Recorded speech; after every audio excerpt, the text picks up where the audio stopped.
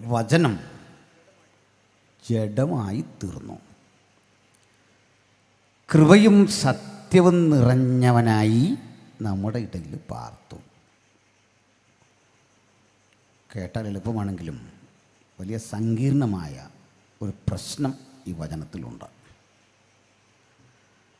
പരസ്പരം യോജിക്കാത്ത രണ്ട് പദങ്ങളാണ് കൃപയും സത്യവും. ഒരിക്കലും യോജിച്ചു പോവില്ല. സത്യത്തിൻ്റെ വിപരീത ദിശയിലെ ഫലമാണ് കൃപയ്ക്കുള്ളത്. അത് ഞാൻ ലളിതമായിട്ടൊന്ന് വിശദീകരിക്കാം.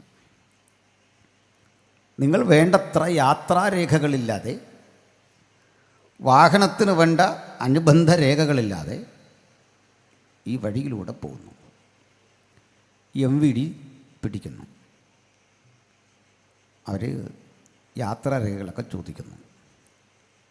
വണ്ടിയുടെ RC ബുക്ക്, ഇൻഷുറൻസ്, ലൈസൻസ് ഇതൊക്കെ വേണം. പൊല്യൂഷൻ സർട്ടിഫിക്കറ്റ് ഒക്കെ വേണം. ഇതൊന്നുമില്ല, നിങ്ങൾ ശിക്ഷിക്കപ്പെടും. നിങ്ങൾ ശിക്ഷയ്ക്കർഹരാണ്, പക്ഷേ കൃത്യമായ ഒരു തുക നിങ്ങൾക്ക് അടയ്ക്കാനില്ല. ആകെ വിഷമിച്ചു. മാത്രമല്ല, യാത്രാരേഖകളില്ലാത്ത വണ്ടി CC ചെയ്യും, പോലീസ് സ്റ്റേഷനിൽ കൊണ്ടുപോകണം. വലിയ പ്രശ്നമാണ്. നിങ്ങൾ പറഞ്ഞതെല്ലാം അവർ കിട്ടും.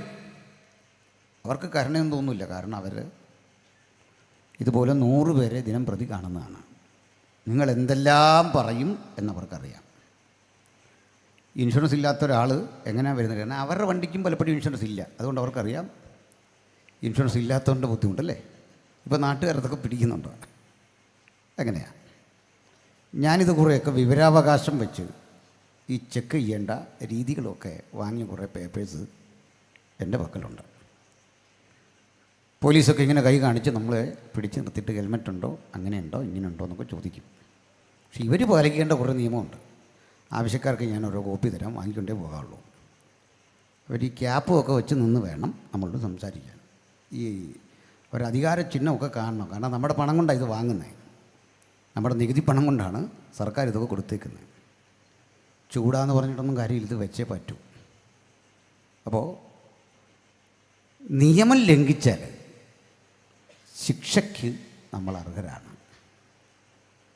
എന്നാൽ ഈ പോലീസ് ഓഫീസർക്കോ MVDക്കോ കരുണ തോന്നി പോകോ, ഇങ്ങനെ ചെയ്യില്ല കേട്ടോ, വാസ്തവത്തിൽ ഇങ്ങനെ വിടാൻ പറ്റില്ല. കാരണം അദ്ദേഹം നിയമം ലംഘിച്ചു കഴിഞ്ഞു. നിങ്ങളെ മോചിപ്പിക്കാനുള്ള അധികാരം പോലീസിനില്ല, ശിക്ഷിക്കാനുമില്ല. ശിക്ഷിക്കാനും രക്ഷിക്കാനും ഈ വിധത്തിൽ ഈ കാര്യത്തിൽ അധികാരമില്ല, MVDക്കുമില്ല. പിന്നെന്ത്? അവരുടെ അധികാരം എന്താ? നിങ്ങളുടെ കുറ്റകൃത്യം നിങ്ങളെ ബോധ്യപ്പെടുത്തി കോടതിക്ക് മുമ്പിൽ കൊണ്ട് ഹാജരാക്കണം. അപ്പോൾ അതിനാണ് നമ്മളൊരു ഒത്തുതീർപ്പിൻ്റെ അടിസ്ഥാനത്തിലാണ് പെട്ടെന്ന് ഈ പിഴയൊക്കെ അടച്ചു പോകുന്നത്. ഞാൻ പറയാം, എൻ്റെ എല്ലാം കറണ്ടാണ്, ഞാനിപ്പോൾ അടയ്ക്കാൻ തയ്യാറില്ല, കോർട്ടിലിട്ട് പോകട്ടെ, അത് നമ്മുടെ റൈറ്റാണ്. പക്ഷെ അവിടെ ചെന്ന് നമുക്കിത് പ്രൂവ് ചെയ്യാൻ പറ്റില്ല എങ്കിൽ ശിക്ഷിക്കപ്പെടും, ഉറപ്പാണ്. എന്തിന്? നിങ്ങളെ വെറുതെ വിടാൻ കോടതിക്കും അധികാരമില്ല, നിങ്ങൾ കുറ്റവാളിയെങ്കിൽ. വലിയ പ്രയാസമാണ്. എന്നാൽ കുറ്റമത്ര ഗൗരവമല്ലെങ്കിൽ ചിലതരം വിട്ടുവീഴ്ചകൾ ജഡ്ജിക്ക് ചെയ്യാം, മജിസ്ട്രേറ്റിനൊക്കെ ചെയ്യാം. ചില വിട്ടുവീഴ്ചകളാണ്. പക്ഷേ ആത്യന്തികമായി ചിന്തിച്ചാൽ നിങ്ങളുടെ അല്ലെങ്കിൽ എൻ്റെ കുറ്റകൃത്യത്തിന് ശിക്ഷ ഉറപ്പാണ്. നിങ്ങളെ വെറുതെ വിട്ടാൽ വരുന്ന പ്രശ്നം, കുറ്റകൃത്യം അവിടെ നിൽക്കും, പ്രായശ്ചിത്തമില്ല. കുറ്റത്തിനുള്ള പ്രായശ്ചിത്തമാണത്. ആർക്കും ആരെയും ശിക്ഷിക്കാതിരിക്കാൻ കഴിയില്ല. ശിക്ഷ ഉറപ്പാക്കുകയാണ്. ഇനിയല്ല വെറുതെ വിട്ടുവന്നിരിക്കുക. അവിടെ ഒരു നഷ്ടമുണ്ട്. ആ നഷ്ടത്തിന് പ്രായശ്ചിത്തമില്ലെങ്കിൽ സത്യസന്ധത എന്ന വാക്കിന് അർത്ഥം കിട്ടില്ല. നമുക്ക് മനസ്സിലായി കാണില്ല. ഒന്നുകൂടി പറഞ്ഞാൽ, നമ്മൾ 1 ഇഞ്ച് ഭൂമിക്ക് വേണ്ടി തർക്കിക്കുകയാണ്. ഇതെൻ്റെയാണ്, അപ്പുറത്തെ ആളുടെയാണ്. വെള്ളം കെട്ട് നമ്മൾ ചെന്നതിൽ ഇടപെട്ടിട്ട് പറയുകയാണ്, ചേട്ടാ ഇപ്പോൾ ഈ 1 ഇഞ്ച് ഭൂമിക്ക് വേണ്ടി നമ്മൾ അടികൂടാതെ അതങ്ങ് കൊടുക്കുക. അപ്പോൾ നിങ്ങൾ കൊടുത്തു, മറ്റേ ആൾക്ക് സന്തോഷമായി. പക്ഷെ നിങ്ങൾക്ക് സത്യസന്ധമായി ഒരു നീതിയുടെ വിധി കിട്ടിയില്ല. മറ്റേയാൾക്ക് സന്തോഷമാണ്. അയാൾക്ക് കിട്ടിയതെന്തോ അതാണ് കൃപ. ഔദാര്യമായി കിട്ടി, അർഹതപ്പെടാത്തത് കിട്ടി. മറ്റേയാൾക്കപ്പോൾ സത്യസന്ധമായ ഒരു വിധി കിട്ടാത്തത് കൊണ്ട് അയാൾക്ക് നഷ്ടം വന്നു. ലോകത്തിലെ എല്ലാ പരിഹാരവും ഇത്രയേ ഉള്ളൂ. പോട്ടെ, സാരമില്ലെന്ന് വെക്കുക. അപ്പം നിങ്ങൾക്ക് നിങ്ങളുടെ സത്യത്തിന് പരിഗണനയില്ല. നിങ്ങൾ കൃപ കാട്ടി, പക്ഷെ സത്യം അപ്രസക്തമായി. നിങ്ങൾ സത്യസന്ധമായി ഇടപെട്ടു, അപ്പോൾ ഔദാര്യമില്ല, കാരുണ്യമില്ല. അലച്ചു നോക്ക്. ഒരു ഓട്ടോറിക്ഷക്കാരൻ കഠിനാധ്വാനം ചെയ്ത് ഒരല്പം പണം സംഭരിച്ച് വരും വഴിക്ക് യൂണിഫോം ഇല്ല. അദ്ദേഹം പറയാണ്, സാർ മരുന്ന് വാങ്ങാനാണ് സാർ, ഇത് വൈഫ് ഹോസ്പിറ്റലിൽ കിടക്കുക സാർ, ഇതൊക്കെ ഒന്ന് നോക്ക് സാർ, ഒരു കരുണ കാണിക്കണേ. കരുണ കാണിച്ചാൽ സത്യത്തിന് വിലയില്ല. സത്യത്തിന് വേണ്ടി നിന്നാൽ കാരുണ്യം എന്ന വാക്കിനർത്ഥമില്ല. ഇത് രണ്ടും ഒരേ വിഷയത്തിൽ ഒരേ സമയം ഒരുവന് പ്രാവർത്തികമാക്കാനാകുമോ? മനുഷ്യനായി പിറന്ന ഒരുത്തനും കഴിയില്ല. പക്ഷേ യോഹന്നാൻ ഒരുവനെ ചൂണ്ടിക്കാട്ടിയിട്ട് പറയുക, ഞാനേ ഒരുവനെ പരിചയപ്പെട്ടു. ആ വ്യക്തിത്വത്തിൽ ഒരേ സമയം കൃപയും സത്യവും പൂർണ്ണ അളവിൽ സംയോജിക്കപ്പെട്ടിരിക്കുന്നു. സത്യത്തിൻ്റെ പവിത്രതയ്ക്കൊരു കുറവും വരാതെ, കാരുണ്യത്തിൻ്റെ വിശാലതയ്ക്ക് ഒരപാകതയും വരാതെ, സത്യത്തെയും കൃപയെയും ഒരുപോലെ സമന്വയിക്കുന്ന ആ വ്യക്തിത്വത്തെ കണ്ടിട്ട് നമ്മൾ ചോദിക്കുക, അതെങ്ങനെ നിനക്ക് മനസ്സിലായി? അദ്ദേഹം പറയുക, ഞങ്ങളേ ആ മഹാനുഭാവൻ്റെ തേജസ് ഏകജാതനായവൻ്റെ തേജസ്സായി, പിതാവിൻ്റെ തേജസ്സായി അവങ്കൽ നിന്ന് പുറപ്പെടുന്നത് കണ്ടു. ഇങ്ങനെ ഒരുവനെക്കുറിച്ചും ലോകത്തൊരു വെളിപ്പാടുമുണ്ടായിട്ടില്ലെങ്കിൽ അങ്ങനെ ഒരുവനേ നമ്മുടെ മുമ്പിലുള്ളൂ. അവിടുത്തെ പേരാണ് കർത്താവായ യേശു ക്രിസ്തു. ഇന്ന് രാത്രി സത്യവും കൃപയും നിറഞ്ഞ ആ മഹാനുഭാവനെ ജനകോടികളുടെ നടുവിൽ ഉയർത്തിക്കാട്ടിക്കൊണ്ട്, ബഹുജന സമക്ഷം ഉയർത്തിക്കാട്ടിക്കൊണ്ട് ഈ സുവിശേഷ ഘോഷണത്തിൻ്റെ മധ്യേ ഞങ്ങളിങ്ങനെ പറയട്ടെ, മറ്റൊരുവനും രക്ഷയില്ല, മറ്റൊരുവനിലുമില്ല രക്ഷ, മറ്റൊരിടത്തും രക്ഷയില്ല, മറ്റെവിടെയും രക്ഷയില്ല. നാം രക്ഷിക്കപ്പെടുവാൻ ആകാശത്തിന് കീഴിൽ മനുഷ്യരുടെ ഇടയിൽ നൽകപ്പെട്ട ഒരേ ഒരു നാമം നമ്മുടെ കർത്താവായ യേശു ക്രിസ്തുവിൻ്റെ നാമം. ഹല്ലേലൂയ. ഇനി നമുക്ക് ഇതെങ്ങനെയാണ് ഈ രണ്ട് വൈരുദ്ധ്യങ്ങളെ ഒരുവൻ ഉൾക്കൊണ്ടു പോകുന്നത്? ക്രിസ്തുവിലെങ്ങനെ സത്യവും കാരുണ്യവും ഒരുപോലെ അന്തർലീനമായിരിക്കുന്നു? അതാണ് പരിശോധിക്കേണ്ടത്. അതിന് നമുക്ക് ആദ്യം ഈ പുസ്തകത്തിലൂടെ തന്നെ ചരിക്കണം. ഇതിൻ്റെ എഴുത്തുകാരനിലൂടെ കടന്നു പോകണം. കാരണം ഇത്രയും ഗഹനമായൊരു ചിന്ത നമ്മുടെ മുമ്പിൽ അവതരിപ്പിച്ച ആ ഓതറുണ്ടല്ലോ എഴുത്തുകാരൻ, അദ്ദേഹം എങ്ങനെയാണ് കണ്ടെത്തിയത് ഈ വ്യക്തിയിൽ സത്യവും കാരുണ്യവും ഒരുപോലെ നിറയുന്നു എന്ന്, നീതിബോധവും കാരുണ്യവും ഒരുപോലെ നിറയുന്നുവെന്ന്? പരസ്പരം യോജിക്കാത്ത ഈ വൈരുദ്ധ്യങ്ങളെ കൂട്ടിയോജിപ്പിച്ചുകൊണ്ട് ഈ വ്യക്തിയുടെ ജീവിതം എങ്ങനെ വിജയപ്രദമായി എന്ന് പറയുന്ന ആ ഓതറിനെ നമുക്കൊന്ന് പരിചയപ്പെടാം. യോഹന്നാൻ. എന്താണ് യോഹന്നാൻ ചെയ്തത്? ഈ സുവിശേഷത്തിൻ്റെ ലക്ഷ്യമെന്താണ്? എന്തിനാണ് ഇതെഴുതിയത്? നമുക്കാകെ 4 സുവിശേഷങ്ങൾ വിശുദ്ധ ബൈബിളിലുണ്ട്. നമ്മളെല്ലാം അറിയുന്ന പോലെ മത്തായി, മർക്കോസ്, ലൂക്കോസ്, യോഹന്നാൻ. അതിൽ 2 പേർ യേശുക്രിസ്തുവിൻ്റെ 12 ശിഷ്യഗണങ്ങളിൽ പെടുന്ന ആളുകളാണ് മത്തായിയും യോഹന്നാനും. മാർക്കോസ് യേശുവിൻ്റെ ശിഷ്യനല്ല. ലൂക്കോസും അങ്ങനെ തന്നെ. ലൂക്കോസും മാർക്കോസും യോജിച്ചിരിക്കുന്നത് പൗലുസ് എന്ന ദൈവഭൃത്യൻ്റെ പ്രവർത്തനങ്ങളോടും അദ്ദേഹത്തിൻ്റെ സുഹൃത്തുക്കളോടും ചേർന്നുള്ള ഒരു അന്ത്യോക്യൻ ക്രിസ്ത്യാനിറ്റിയുടെ ഭാഗമാണ്. യെരുസലേമിൽ രൂപപ്പെട്ട ദൈവസഭയുടെ ഭാഗമായി നിന്നുകൊണ്ട് തികച്ചും ജൂത പശ്ചാത്തലത്തിൽ നിന്ന് വന്നിട്ടുള്ള ധനനായ മത്തായിയും യോഹന്നാനും ചില സവിശേഷതകളുണ്ട്. മത്തായിയെ നമുക്കറിയാം, അദ്ദേഹം നികുതി പിരിവുകാരനാണ്. അതുകൊണ്ട് തന്നെ വിദ്യാഭ്യാസമുള്ളയാളാണ്, കണക്ക് കൂട്ടാൻ കഴിയുന്നയാളാണ്, നികുതി പിരിച്ചെടുക്കുന്നതിൽ സമർത്ഥനാണ്, ബഹുജനങ്ങളുമായി സമ്പർക്കമുള്ള മനുഷ്യനാണ്. കർത്താവിൻ്റെ ശിഷ്യന്മാരിൽ ഏറെക്കുറെ അറിവും പ്രാപ്തിയുമുള്ള ഒരു മനുഷ്യൻ. കൊമേഴ്സാണ്, ആ മേഖലയിലാണ് അദ്ദേഹത്തിൻ്റെ അധ്വാനം. ഇങ്ങനെ പഠിച്ച ആളാണ്.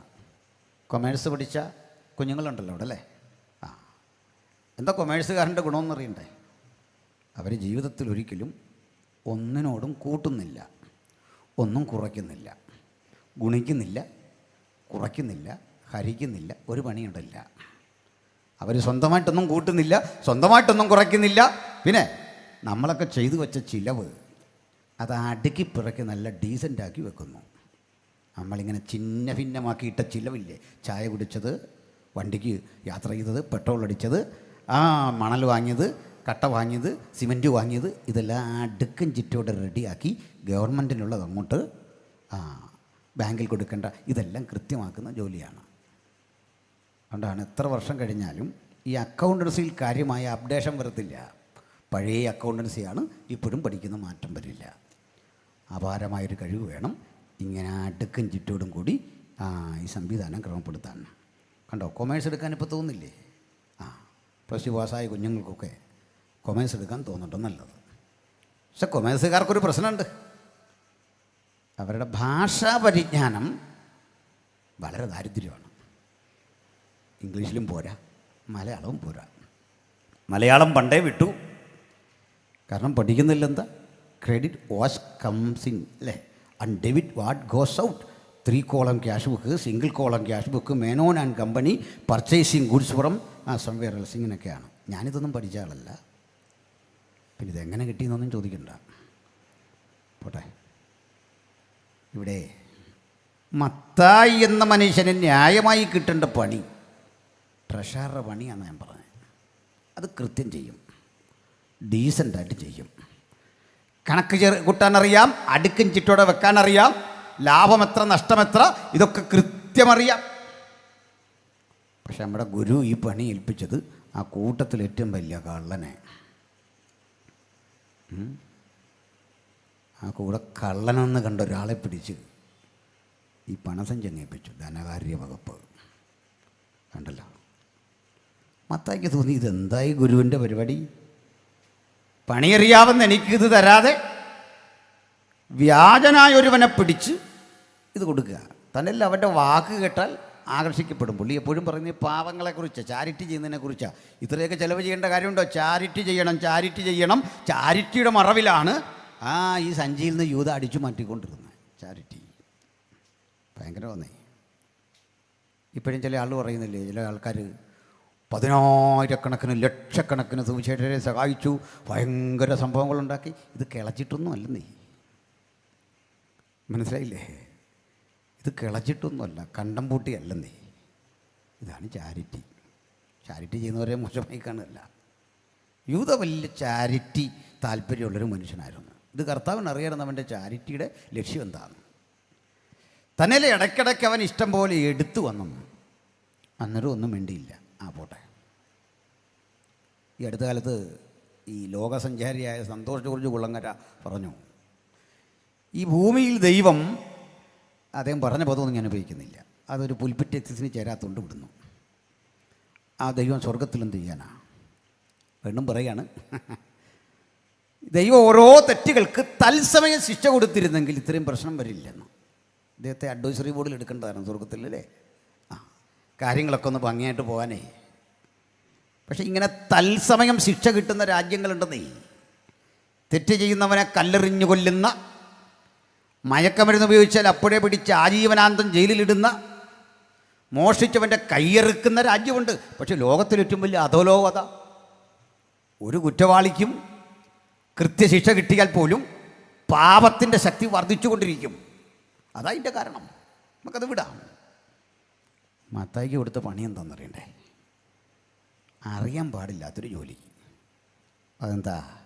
സുവിശേഷം എഴുതിക്കോളാൻ. മത്തായിക്ക് വേണമെങ്കിൽ പറയാം, സാഹിത്യം ഇല്ല, പിന്നെ ഭാഷാ പരിജ്ഞാനം ഇല്ല വേണ്ട പോലെ. ഭാഷയിൽ ഈ പദങ്ങൾ തക്ക സമയത്ത് കിട്ടൂലെന്നേ. വേണ്ട വിധത്തിൽ ഇത് എഴുതാൻ വേണ്ട പ്രാപ്തി എനിക്കില്ല.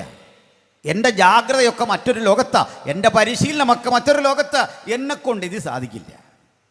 സർഗാത്മകമായൊരു ബോധം വേണ്ടേ? എന്നെക്കൊണ്ടിത് പറ്റില്ല. ഈ പറ്റാത്ത പണിക്ക് പോയി കഴിഞ്ഞാൽ വലിയ പ്രയാസമാണ്.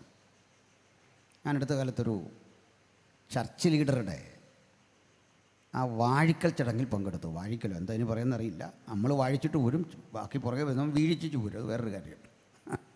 എൻ്റെ വാഴിക്കൽ ചടങ്ങിന് പോയപ്പോൾ ഒരു കാര്യം പറഞ്ഞു, സാറ് വേറെ ഉപകാരമൊന്നും ചെയ്തില്ലെങ്കിലും പാട്ടെഴുതരുത് ദയവ് ചെയ്ത്. കാരണം ഇപ്പോൾ ഈ ചർച്ച് ലീഡേഴ്സിൻ്റെ ഒരു പരിപാടിയാണ് പാട്ടെഴുതുക. അവിടെ വരുന്നവർക്ക് പാടാതിരിക്കാൻ പറ്റുമോ? ഇതൊന്നും കൊള്ളത്തില്ലെങ്കിലും പാടിയേ പറ്റൂ. നമ്മുടെയൊക്കെ ഓരോ ഗതികേടേ. ഞാൻ പറഞ്ഞു, ഈ ക്രൈസ്തവ സഭയ്ക്ക് അങ്ങേക്കൊണ്ട് ചെയ്യാവുന്ന ഏറ്റവും വലിയ സംഭാവന ഒരു പാട്ടും എഴുതരുത്. ഉള്ള പാട്ടൊക്കെ നമുക്ക് പാടിയാൽ മതി, പുതുതായിട്ട് എഴുതി ഒരു ദ്രോഹം ചെയ്യരുതെന്ന് പറഞ്ഞു. മത്തായി അറിയാൻ വയ്യാത്ത പണി ചെയ്ത് എവിടെ പോയി നിൽക്കും? പറ്റുമോ? പാട്ടെഴുതുന്നവരെ കുറ്റം പറഞ്ഞല്ല. അപ്പോൾ നല്ല പാട്ടൊക്കെ എഴുതി നമ്മുടെ സഹോദരന്മാർ പാടുന്ന കേട്ടോ, വലിയ സന്തോഷം, ദൈവം അനുഗ്രഹിക്കട്ടെ. അപ്പോൾ മത്തായിക്ക് അറിയാൻ പാടില്ലാത്തൊരു പണി ദൈവം കൊടുത്തു, എന്നെപ്പറ്റി എഴുതിക്കൊള്ളാൻ. അന്ന് മുതൽ ജാഗ്രതയാണ്. രാത്രി മുഴുവൻ ഇരുന്ന് വായിക്കണം. യെശയ്യ, ഇരമ്യ, എസെക്കിയേലൊക്കെ വായിക്കണം. യേശു അതുവഴി പോകുമ്പോൾ യെശയ്യാവിലെ ഒരു വാക്യമെടുത്തിട്ട് പറയും, ഇരുളിലിരുന്ന ജനം വലിയൊരു വെളിച്ചം കണ്ടു എന്നെഴുതിയ തിരുവെഴുത്ത് നിവൃത്തിയാകാൻ സംഗതി വന്നു. എന്ത് ജാഗ്രത വേണം! മത്തായിക്ക് അന്ന് മനസ്സിലായി, എൻ്റെ കഴിവല്ല, എൻ്റെ നിയോഗത്തിൻ്റെ ആധാരം അവിടുത്തെ കൃപയാണ്. രാത്രി ഇരിക്കും നമുക്കെല്ലാം ചിന്തിക്കാം, എൻ്റെ കഴിവല്ല, നിൻ്റെ കൃപയാണ്. കൃപയൊന്നു മാത്രമാണ് സുവിശേഷത്തിൻ്റെ വ്യാപ്തിക്കാധാരം. അത് സമ്പത്തിൻ്റെ വേലയല്ല, അത് പണപരമായ ആ ബാഹുല്യത്തിൻ്റെ വേലയല്ല എന്ന് സമകാലിക സംഭവങ്ങൾ തെളിയിക്കുന്നു. മറിച്ച് കൃപയാണ് അതിൻ്റെ ആധാരം. മത്തായി അതുകൊണ്ട് ഭംഗിയുള്ളൊരു സുവിശേഷം എഴുതി. എങ്കിലും അക്കൗണ്ടൻസിയുടെ ആ സ്വഭാവം അതിൽ തെളിഞ്ഞു വന്നു കേട്ടോ. അതായത് 1-ാം അധ്യായമൊക്കെ നോക്കിയാൽ അബ്രഹാം ഇസഹാക്കിനെ ഏൽപ്പിച്ചു, ഇസഹാക്ക് യാക്കോബിനെ ഏൽപ്പിച്ചു, യാക്കോബ്, നമ്മൾ മടുത്തു പോകും. പക്ഷേ ചാർട്ടേഡ് അക്കൗണ്ടിനെ മടുക്കാൻ പറ്റുമോ? ഈ അക്ഷരങ്ങളുടെ പിടിക്കകത്ത് കിടക്കുക എന്ന് പറഞ്ഞ ഈ സംഭവങ്ങൾ അടുക്കും ചുറ്റോടെ അങ്ങോട്ട് എഴുതി. നമുക്കിതുപോലൊരു ലൂക്കോസിനെ കിട്ടി. ആൾ ഡോക്ടറാണ്. ഡോക്ടർമാർക്ക് പ്രത്യേകതയുണ്ട്, അതിസൂക്ഷ്മമായി കാര്യങ്ങളെ വിലയിരുത്തും.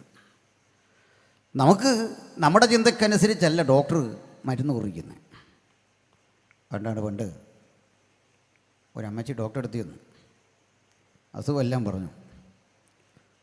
ഡോക്ടർ ഒരു കുറിപ്പടിച്ചിട്ട് പറഞ്ഞു, ഇത് കൊണ്ടുപോയി ഒരു 3 നേരം കഴിക്കാൻ പറഞ്ഞു. അമ്മച്ചി ആ പേപ്പർ കൊണ്ട് കഴിച്ചു, രോഗവും മാറി. ആ പേപ്പർ കൊണ്ട് കീറി 3 തവണ കഴിച്ചു. ഇതുകൊണ്ട് കഴിക്കാൻ പറഞ്ഞു, മേടിച്ച് കഴിക്കാൻ പറഞ്ഞു. ചിലർക്ക് എങ്ങനെയാണ്, ഡോക്ടർ അതൊന്ന് തൊടണം, നോക്കണം, ഈ സ്റ്റെതസ്കോപ്പ്. ഇത് പനി പഠിച്ചു ഡോക്ടർക്ക് അത്രയൊന്നും വേണ്ടെന്നേ. അയാൾ അടിമുടിക്കും നോക്കിയിട്ട് പറയും, പൊക്കോ, ഇത്രേ ഉള്ളൂ സംഭവം. അതാ പണി പഠിച്ചവൻ്റെ പ്രത്യേകത. ഈ പണി പഠിക്കാത്തവനാ പിന്നെ അത് കൊണ്ടുപോയി, ഇത് കൊണ്ടുപോയി, അപ്പുറത്തെ കൊണ്ടുപോയി, ഇപ്പുറത്തെ. പണി പഠിച്ചവന് ഒറ്റ നോട്ടത്തിൽ ആളിനെ കാണും, മനസ്സിലാകും പ്രശ്നം എവിടെയാ. അതുകൊണ്ട് ആ ലൂക്കോസ് എഴുതുമ്പോഴൊക്കെ നമ്മൾ കാണാത്തൊരു കാഴ്ച, സുഖമില്ലാത്തൊരുത്തിനെ കണ്ടിട്ട് പറയാം, അമ്മയുടെ ഗർഭാശയം മുതൽ മുടന്തനായ ഒരുവൻ അവിടെ ഉണ്ടായിരുന്നു. നമ്മൾ നോക്കിയാൽ പറയും, ഞാൻ കാണുന്ന കാലം പോലെ ആളിന് സുഖമില്ല. ഡോക്ടർ നോക്കിയാൽ പറയാം, അല്ലെന്നേ ഗർഭാശയം മുതലേ അവൻ്റെ അവസ്ഥ ഇതാണ്. അതാണ് ലൂക്കോസ് സുവിശേഷം എഴുതിയാലുള്ള സവിശേഷത. ലൂക്കോസ് നെമ്പിടാം. ഇനി മാർക്കോസാണ്. നല്ല സമ്പന്ന കുടുംബത്തിൽ ജനിച്ചൊരു ചങ്ങാതി, നല്ല ക്യാഷുള്ള വീട്ടിലെ പയ്യനാണ്. കാരണം മുന്നറിയിപ്പില്ലാതെ ഒരു 100-150 പേർക്ക് ആഹാരം കൊടുക്കണേ അതിന് സൗകര്യമുള്ള വീടാണെന്ന് മാർക്കോസിൻ്റെ വീട്. മാളിക മുറിയൊക്കെ ഉള്ള വീടായിരുന്നു. അങ്ങനെയാണ്. പക്ഷേ സുവിശേഷ വേലയ്ക്ക് വേണ്ടി ഇറങ്ങി ജീവിതാനുഭവങ്ങൾ കൊണ്ട് അദ്ദേഹം തീരുമാനിച്ചു, ഞാനൊരു ദാസനെ പോലെ പ്രവർത്തിക്കും. കോടീശ്വരൻ താഴേക്ക് ഇറങ്ങി വന്ന അനുഭവമാണ് മാർക്കോസിൻ്റെ. അതുകൊണ്ട് ആ മാർക്കോസ് തൻ്റെ സുവിശേഷത്തിൽ എഴുതുന്ന ഇടത്തല്ല യജമാനനും ദാസനും ആ കഥാപാത്രങ്ങൾ. ശ്രദ്ധിച്ചതെല്ലാം അങ്ങോട്ടാണ്. ഇനിയാണ് നമ്മുടെ പ്രധാന കഥാപാത്രം യോഹന്നാൻ. ഈ പറഞ്ഞ 3 പേരുടെയും പശ്ചാത്തലമില്ല. ഈ 3 പേരിൽ എല്ലാം കൊണ്ടും നിലവാരം കൊണ്ട് താഴെ ജീവിക്കുന്ന ഒരു പാവം മനുഷ്യൻ. മറ്റൊരർത്ഥത്തിൽ പറഞ്ഞാൽ ബേസെയ്ത കടൽക്കരയിൽ ജീവിച്ച് ആ കടൽ കൊണ്ട് ഉപജീവനം കഴിക്കുന്ന ഒരു സാധുവായ മനുഷ്യൻ. മത്സ്യബന്ധനം അറിയാം, വലയും പടകും നന്നാക്കാൻ അറിയാം, മീൻ കൊണ്ട് വിൽക്കാൻ അറിയാം, മീനുകളുടെ പേരറിയാം, മത്സ്യം എവിടെയൊക്കെ ഉണ്ടെന്നറിയാം. അതിനപ്പുറത്ത് അറിവൊന്നുമില്ല. പക്ഷേ അറിവ് വലുതാണ്. കാരണം സമുദ്രം വലിയൊരു ആവാസ വ്യവസ്ഥയാണ്. നമ്മളാരും കാണാത്ത ചതിക്കുഴികളുടെ ലോകമാണ്. നമ്മളാരും കണ്ടിട്ടില്ലാത്ത വ്യത്യസ്ത അനുഭവങ്ങളുടെ ലോകമാണ്. വലിയൊരു സത്യസന്ധത കൂടി ലോകമാണത്. അതിന് കാരണങ്ങളുണ്ട്, ഞാൻ പിന്നാലെ വിശദീകരിക്കാം ആവശ്യമെങ്കിൽ. പഠിപ്പില്ല, തീരെ പഠിപ്പില്ലെന്ന് പറഞ്ഞാൽ പോരാ. അത്യാവശ്യം ആ കൂലി വാങ്ങാൻ കൊടുക്കാൻ അതൊക്കെ പറയാനുള്ള അറിവ് ജീവിതാനുഭവങ്ങളിൽ നിന്ന് അദ്ദേഹത്തിനുണ്ട്. അത്യാവശ്യം കമ്മ്യൂണിക്കേറ്റ് ചെയ്യാൻ വേണ്ട ഭാഷയുണ്ട്. പണ്ഡിതനല്ല. തമ്പുരാൻ അദ്ദേഹത്തിനും കൊടുത്തു ഒരു സുവിശേഷം എഴുതാനുള്ള ചാൻസ്. ഒരു സുവിശേഷം മാത്രമല്ല, അദ്ദേഹത്തിന് മറ്റ് ഇതര എഴുത്തുകാരെ അപേക്ഷിച്ച് കുറെ കൂടി ചില മേന്മകളുണ്ട്.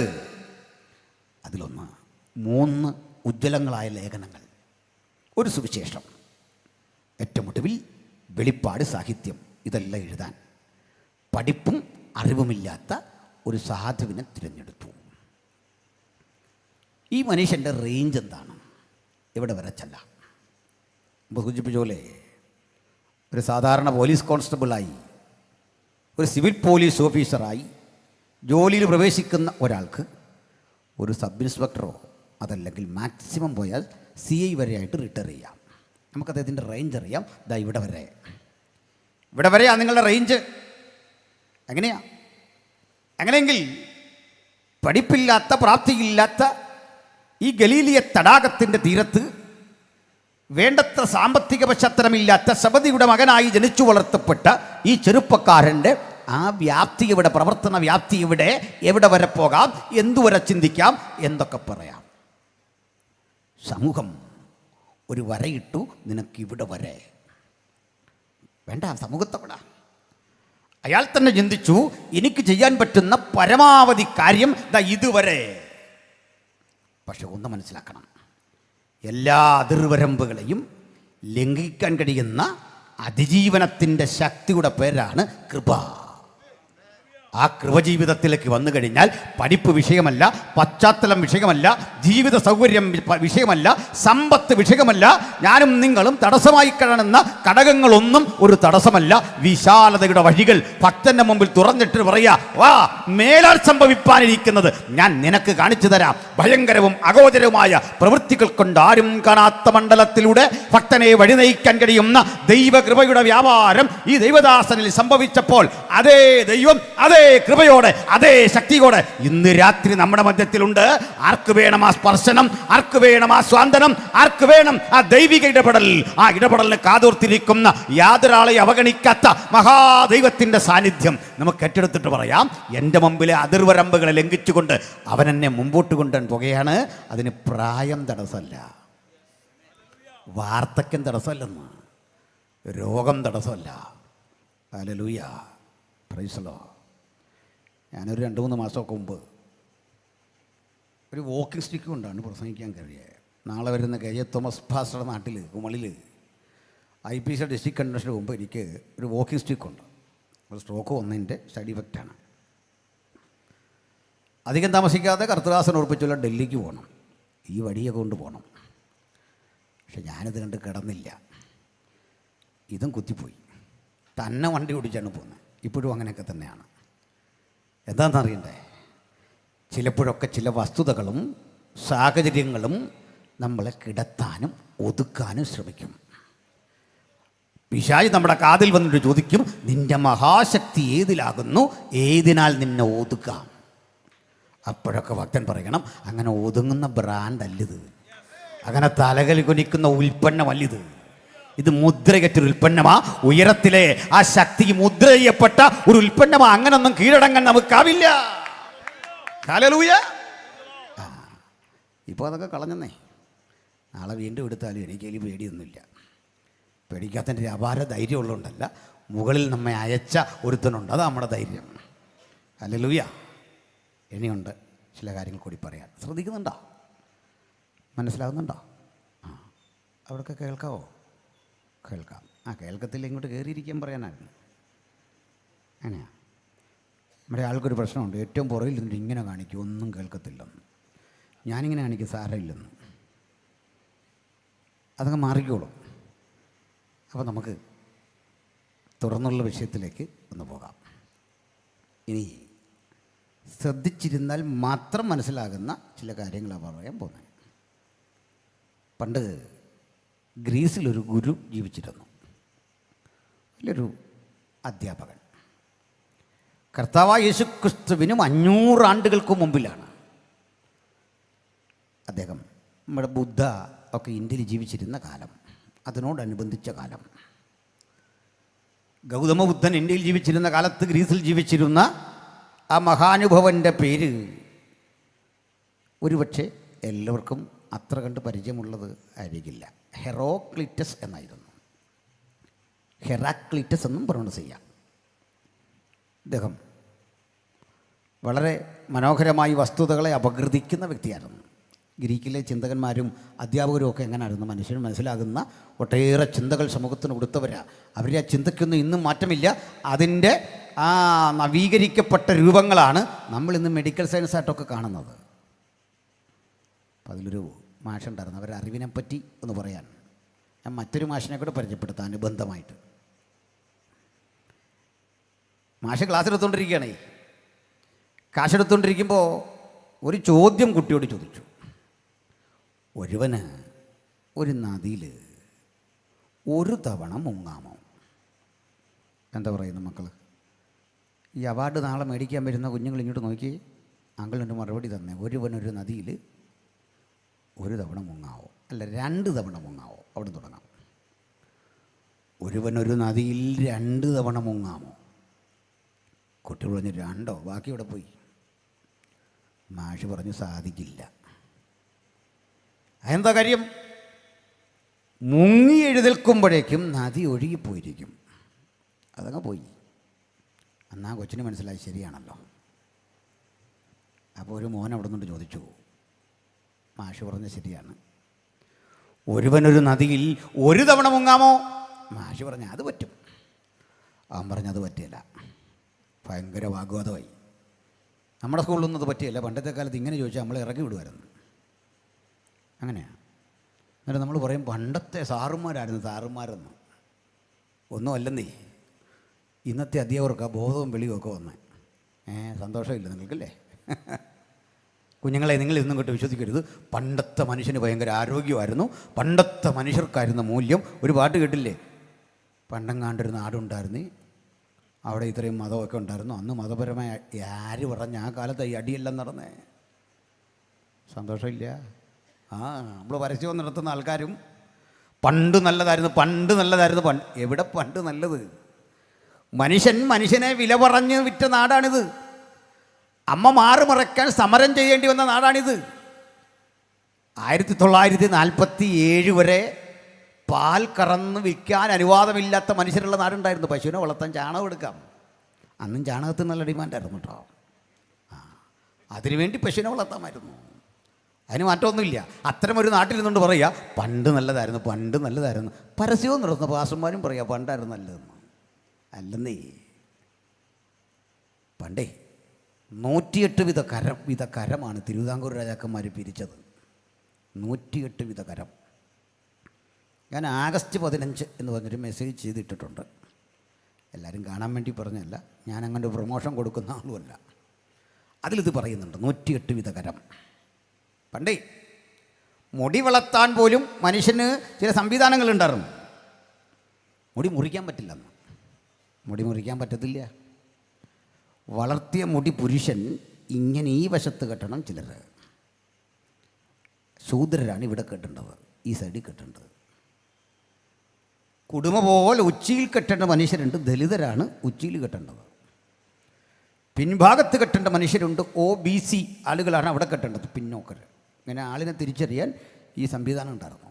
ഈ മുടി കാണുമ്പോൾ അറിയണം ആളാരാണ് എന്നറിയണം.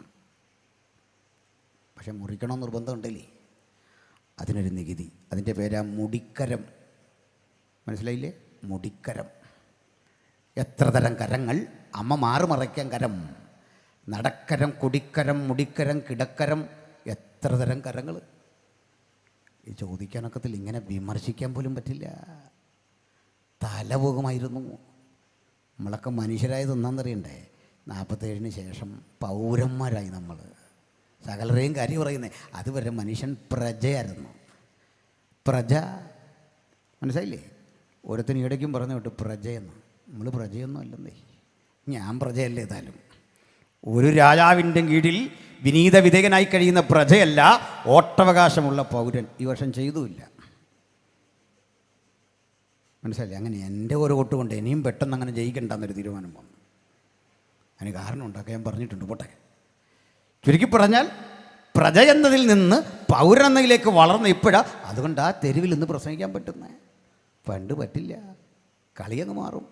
എന്നിട്ടും പറയുക പണ്ടാരം നല്ലത്. പണ്ടാണേ അച്ഛൻ എടുത്തോന്നേ, ഞങ്ങൾക്ക് പണ്ടത്തെ ഇന്ത്യ വേണ്ടെന്നേ, അതെടുത്ത് പോട്ടെ. അപ്പോഴേ ഒരുവനൊരു നദിയിൽ ഒരു തവണ മുങ്ങാമോ? അതിനൊരു ചോദ്യമുണ്ട് പൂരിപ്പിച്ചു വരാൻ. ഒരു 5-6 വർഷം 5-8 മാസം മുമ്പ് പാസ്റ്റർ കാവാലം എൻ്റെ വീട്ടിലേക്ക് വരിക. എന്നോട് പറഞ്ഞു വെച്ചാൽ ഇങ്ങനെ ഞാൻ വിഷമില്ലാത്ത പച്ചക്കറി, അങ്ങനെ ഈ വള്ളത്തോളിൻ്റെ കൂട്ടൊക്കെ നടക്കുന്നേ ഉള്ളൂ, വലിയ പ്രായമുള്ള ആളല്ല. മനസ്സിലായില്ലേ? ആ ആക്ട് കൊണ്ടൊക്കെ പുള്ളി ഒരു പ്രായമാകാൻ ശ്രമിക്കുന്നത്. ഞാൻ പറഞ്ഞെന്ന് പറഞ്ഞേക്കില്ല, ഇനി കാണുന്നുണ്ട്. പോട്ടെ. അപ്പോൾ എന്നോട് പറഞ്ഞു ഇങ്ങനെ പച്ചക്കറി മേടിച്ചുകൊണ്ട് വരികയാണ്, അച്ഛന് വേണമെന്ന് ചോദിച്ചു. ഞാൻ പറഞ്ഞു വേണ്ട. എന്നോട് ഒടുവിൽ പറഞ്ഞു ഇത് വിഷമില്ലാത്ത പച്ചക്കറിയാണ്. ഞാൻ പറഞ്ഞു ഒരു തവണയല്ല കിട്ടുള്ളൂ, പിന്നെ ഞാൻ പോയി സാധാ മേടിക്കണമല്ലോ. വിഷമടിച്ച പച്ചക്കറി, പിന്നെ കൃത്രിമം ഉള്ള പാല്, എന്തെല്ലാം കാര്യങ്ങൾ കേൾക്കണം. കുഞ്ഞെ വിശ്വസിക്കരുത്, വല്ലതൊക്കെ മേടിച്ച് കഴിച്ചോണം. കാരണം എന്താണെന്നറിയണ്ടേ? ഈ പച്ചക്കറി വന്ന ശേഷം മനുഷ്യൻ്റെ വിശപ്പ് മാറിയെന്ന്. ഈ പാല് വന്ന ശേഷം മനുഷ്യൻ ചായ കുടിക്കാൻ തുടങ്ങിയെന്ന്. മിൽമ വന്ന ശേഷം ആധുനികതയുടെ ഇത്തരം മാറ്റങ്ങളാണ് മനുഷ്യനെ നന്നാക്കിയതെന്ന്. മനസ്സിലായില്ലേ? ഇതൊക്കെയാണ് മനുഷ്യനെ നന്നാക്കിയത്. ഇങ്ങനെ കുറേ പൊട്ടുതരങ്ങളൊന്നും കേട്ടാൽ വിശ്വസിക്കരുത്. നമ്മൾ വലിയ ബുദ്ധിമാന്മാരാണ് നമ്മുടെ ഒരു ധാരണ. അങ്ങനെയല്ല. അല്ലെങ്കിൽ ലോകത്തെവിടെങ്കിലും മണൽ വാരുന്നത് പ്രകൃതി നശിക്കുമെന്ന് പറഞ്ഞിട്ട് വലിയ പാറ ബ്ലാസ്റ്റ് ചെയ്ത് പൊട്ടിച്ചിട്ട് അതിൽ നിന്ന് മണലുണ്ടാക്കുന്ന ബുദ്ധിമാന്മാരുടെ നാട്ടിൽ അമ്പളി കഴിയുന്നല്ലേ? വലിയ മലകൾ ബ്ലാസ്റ്റ് ചെയ്ത് പൊട്ടിച്ച് അത് തല്ലിപ്പൊട്ടിച്ച് പ്രകൃതിക്ക് ഒരു കുഴപ്പമില്ലല്ലേ? എത്ര ലോഡാണ് പോകുന്നത്. പോട്ടെ. ഇനി ഒരു മാഷിനെ പറ്റി പറയാം. അയാളുടെ പേര് ഞാൻ പറഞ്ഞു, ഓർമ്മയുണ്ടോ? മറന്നുപോയോ? സോക്രട്ടീസിൻ്റെ, പ്ലേറ്റോയുടെ, അരിസ്റ്റോട്ടിലിൻ്റെ നാട്ടിൽ ഉണ്ടായിരുന്ന ഈ മഹാനുഭവൻ ഒരു വസ്തുത മനസ്സിലാക്കി. വിസ്തൃതമായൊരു പ്രപഞ്ചം, ആ പ്രപഞ്ചത്തിന് ഒരു സവിശേഷത കണ്ടു. അനുസരണയുള്ളൊരു പ്രപഞ്ചം. നിങ്ങളെല്ലാം കയറിയിരിക്കാൻ പറഞ്ഞപ്പോൾ കയറിയിരുന്നില്ലെന്ന് പറഞ്ഞ് ബഹുമാനപ്പെട്ട പ്രസിഡന്റ് എന്നോട് പറഞ്ഞു, കൊണ്ട് ആരും കയറിയിരിക്കുന്നില്ല, അനുസരിക്കുന്നില്ല. ഞാൻ പറഞ്ഞു അവർ ശ്രദ്ധിച്ചില്ല. ഈ പാട്ട് പാടുന്ന ദേവദാസൻ എന്തോ ഇൻട്രൊഡക്ഷൻ പറയുന്ന പോലെ പറയുക എന്നാണ് ഓർത്ത്. അത് കേട്ടിരുന്ന കയറിയിരുന്നേനെ. അനുസരണക്കേടല്ലത്. തന്നെയല്ല, എനിക്ക് ഇങ്ങനെ കയറ്റിയിരുന്നതിൽ താല്പര്യമില്ലാത്ത ഒരാളുമാണ്. എന്താണെന്നറിയാം വെച്ചാൽ കാര്യം പറയാം. ഈ യോഗത്തിനാദ്യം വന്ന മനുഷ്യൻ്റെ ഒരു റൈറ്റാണ് കംഫർട്ടബിളായൊരു സീറ്റ് ഇട്ടിരിക്കുക എന്നുള്ളത്. ഈ സൗണ്ടും ഒക്കെ അടിക്കുക, അത് ഇച്ചിരി അകലെ മാറി. ഈ ലാസ്റ്റ് വരുന്നൊരു പിന്നിൽ ഇങ്ങനെ ഇടിച്ചു കൂടി നിൽക്കുമ്പോൾ പാസ്റ്റർമാർ പറയുക ധാരാളം പേര് പുറകിൽ നിൽക്കുന്നുണ്ട്, അവർക്ക് വേണ്ടി ഒന്ന് മാറിക്കൊടുക്കാൻ. ഇങ്ങേരിയിരുന്നാൽ പോരെ. നമ്മൾ ആകെപ്പാടെ ചെയ്തൊരു തെറ്റ് നേരത്തെ വന്നതേ ഉള്ളൂ. അവസാനം വന്നവന് വേണ്ടി നമ്മളിവിടുന്ന് ഇവിടെ ഇരിക്കുന്നതിന് വെച്ചുകൂടി ഇങ്ങോട്ട് കയറി ഇരുന്നിട്ട് ആ പുള്ളിക്ക് പുറകിലിരിക്കണമെന്ന്. എന്തെല്ലാം അനുഭവിക്കണം, രക്ഷിക്കപ്പെട്ടു എന്നോർത്ത്. പോട്ടെ. അപ്പോഴേ ഇദ്ദേഹം ചോദിച്ചു, ഈ വിസ്തൃത പ്രപഞ്ചത്തെ കണ്ട് ഞാൻ നിങ്ങൾക്ക് മനസ്സിലാകുന്ന ഒരു രീതിയിൽ ഇന്നത്തെ രൂപത്തിൽ പറയാം. അന്ന് അത്രയും വലിയൊരു കണ്ടെത്തലില്ല. അദ്ദേഹം നോക്കിയപ്പോൾ ഭൂമി കറങ്ങുന്നു, ആ ഭൂമിക്ക് ചുറ്റും ചന്ദ്രൻ കറങ്ങുന്നു. അങ്ങനെ അദ്ദേഹം കണ്ടു എന്നല്ലൊക്കെ മനസ്സിലാക്കാൻ പറയുക. ഈ ചന്ദ്രനും ഭൂമിയും ഒരുമിച്ച് ചേർന്ന് സൂര്യനെ വലം വയ്ക്കുന്നു. കോടാനുകോടി വർഷങ്ങൾ ഇങ്ങനെ കറങ്ങിയിട്ടും ഓർബിറ്റൽ സ്വന്തം സഞ്ചാരപാതയിലൂടെ അല്പമൊക്കെ ഒന്ന് വ്യതിലിക്കേണ്ടി വന്നാലും അങ്ങനെ സഞ്ചരിച്ച് ഇവ പോകുമ്പോൾ എന്ത് ആജ്ഞയുടെ അടിസ്ഥാനത്തിലാണ് ഈ സഞ്ചാരം? അദ്ദേഹം നോക്കുന്നു, മൃഗജാലങ്ങളെ കണ്ടു, അദ്ദേഹം നോക്കി വൃക്ഷലതാദികളെ കണ്ടു. ഈ പ്രപഞ്ചം മുഴുവൻ ഒരു നിയമത്തെ ആധാരമാക്കി സഞ്ചരിക്കുന്നു. ഈ പ്രപഞ്ചത്തിൻ്റെ മുഴുവൻ സഞ്ചാരത്തിന്, പ്രവൃത്തിക്ക് ഒരു ക്രമം അദ്ദേഹം കണ്ടു. ഈ കണ്ട ക്രമത്തിന് അദ്ദേഹം ഒരു പേരിട്ടു, ഒരാജ്ഞാശക്തിയാണ് ഇതിനെയെല്ലാം നയിക്കുന്നത്. ഒരാജ്ഞാശക്തി. അപ്പോഴേ ഈ ഹെറാക്ലിറ്റസ് ഇതിന് ആജ്ഞാശക്തി എന്ന് പേരിട്ടെങ്കിലും അദ്ദേഹത്തിന് ഇതേക്കുറിച്ച് കാര്യമായിട്ട് അറിയില്ല. അദ്ദേഹം ഒരു കാര്യം ഉറപ്പിച്ചു, ഈ പ്രപഞ്ചത്തിൻ്റെ മുഴുവൻ ചലനാത്മകതയ്ക്ക് പിന്നിൽ ഒരാജ്ഞാശക്തി കൊണ്ട് അദ്ദേഹം ഉറപ്പിച്ചു. അത് ശരിയല്ലേ? കാരണം പറയാം. നമ്മൾ ഈ സിഗ്നൽ ഇല്ലാത്ത ഒരു സ്ഥലത്ത് വന്നു. കവലയാണ്, ഭയങ്കര തിരക്ക്. ഒരു 3-4 പോലീസ് അവിടെ നിൽക്കുകയാണ്. ഞാനിങ്ങനെ ഒരിക്കൽ ഇതുപോലെ വരിക. ഈ അടുത്ത കാലത്താണ്. ഒരു പോലീസുകാരൻ ഇങ്ങനെ കാണിച്ചു പൊക്കോളാൻ, അടുത്തവൻ ഇങ്ങനെയും കാണിച്ചു.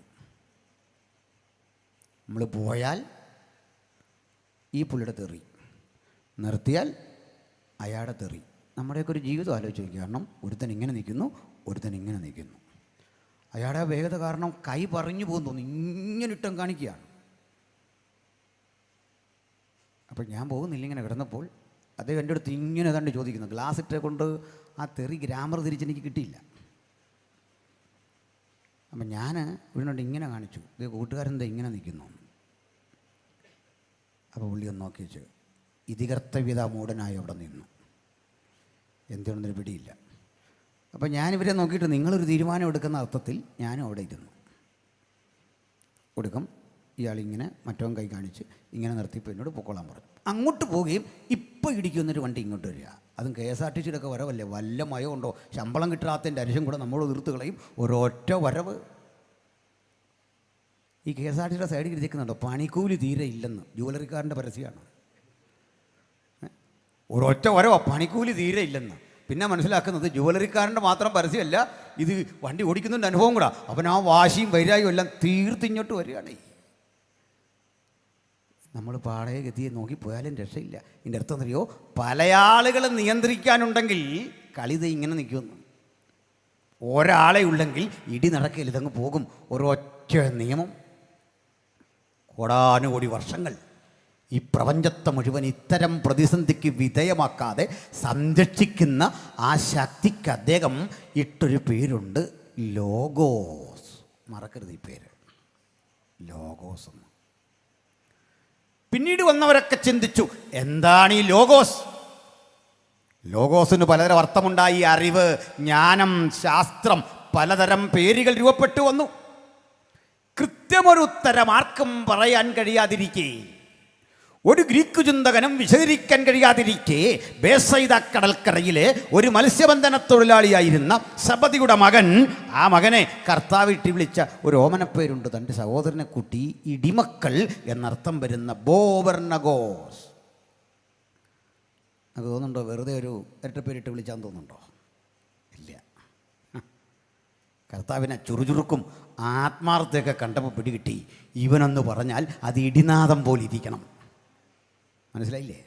ആ ഇടിനാദത്തിൻ്റെ ഗർജനം പോലെ യോഹന്നാൻ നിന്നിട്ട് പറയുക, അല്ലയോ ഗ്രീക്ക് ചിന്തകന്മാരെ, ഹെറാക്ലിറ്റസേ, സോക്രട്ടീസേ, പ്ലേറ്റോ, അരിസ്റ്റോട്ടിൽ, നിങ്ങൾ കാലത്തോട് വിളിച്ചു പറഞ്ഞില്ലേ പ്രപഞ്ചം മുഴുവൻ അനുസരിക്കുന്ന ഒരാജ്ഞാശക്തിക്ക് ലോഗോസ് എന്ന് വിളിച്ചില്ലേ?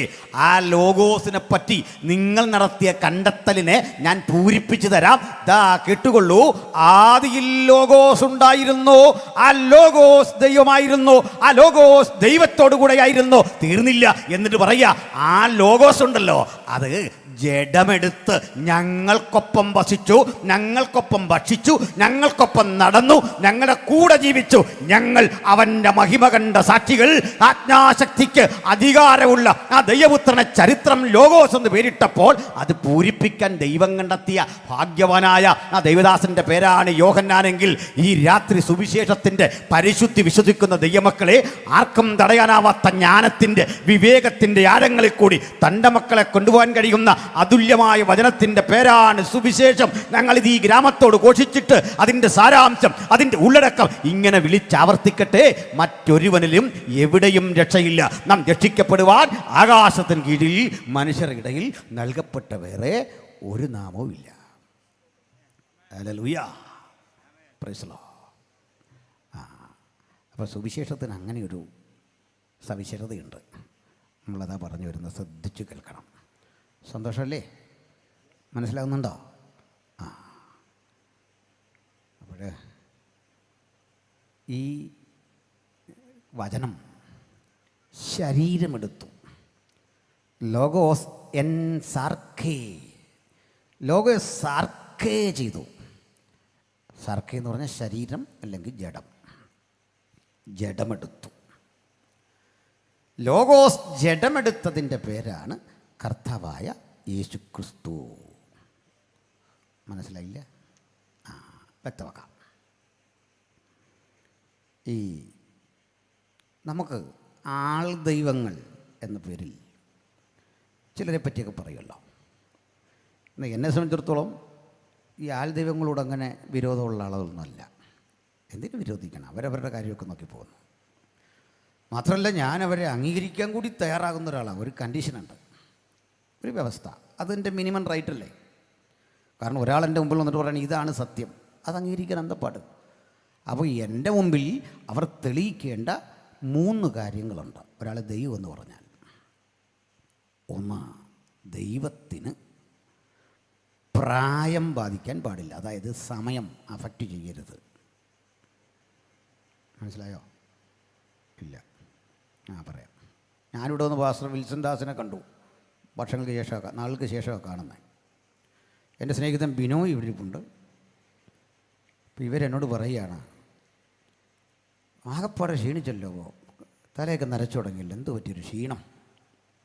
ഇങ്ങനെ നമ്മളെപ്പറ്റി പറഞ്ഞാൽ നമുക്കൊരു സങ്കടം വരികയല്ലേ? അപ്പോൾ ഈ സങ്കടം പോകാനൊരു വഴിയുള്ളൂ. ആ ചോദിച്ച ആളിൻ്റെ മുഖത്തേക്ക് നമ്മളിവിടെ നോക്കിയാൽ മതി, അടിമുടിയൊന്ന് നോക്കിയാൽ മതി. നമ്മുടെ വലിയ വിഷമം അങ്ങ് മാറും. കാരണം പുള്ളിയും ക്ഷീണിതനായി, പ്രായമായി. നമുക്കിത് അറിയത്തില്ലെന്നുള്ളൂ, നമുക്ക് വന്ന മാറ്റം അറിയുന്നില്ല. അവരനെ നോക്കിയിട്ട് പറയാം, ആകപ്പാടെ അങ്ങ് പോയല്ലോ, എന്ത് പറ്റി, ക്ഷീണിച്ചല്ലോ. അപ്പം ദൈവത്തിന് സമയം ബാധിക്കാൻ പാടില്ല. മനസ്സിലായോ? കാലം നമ്മളെങ്ങനെ ബാധിക്കും, അങ്ങനെയാണ്. അത് പിന്നെ സ്ത്രീകൾ ഇതിനെ അതിജീവിക്കുന്നൊരു രീതിയുണ്ട്.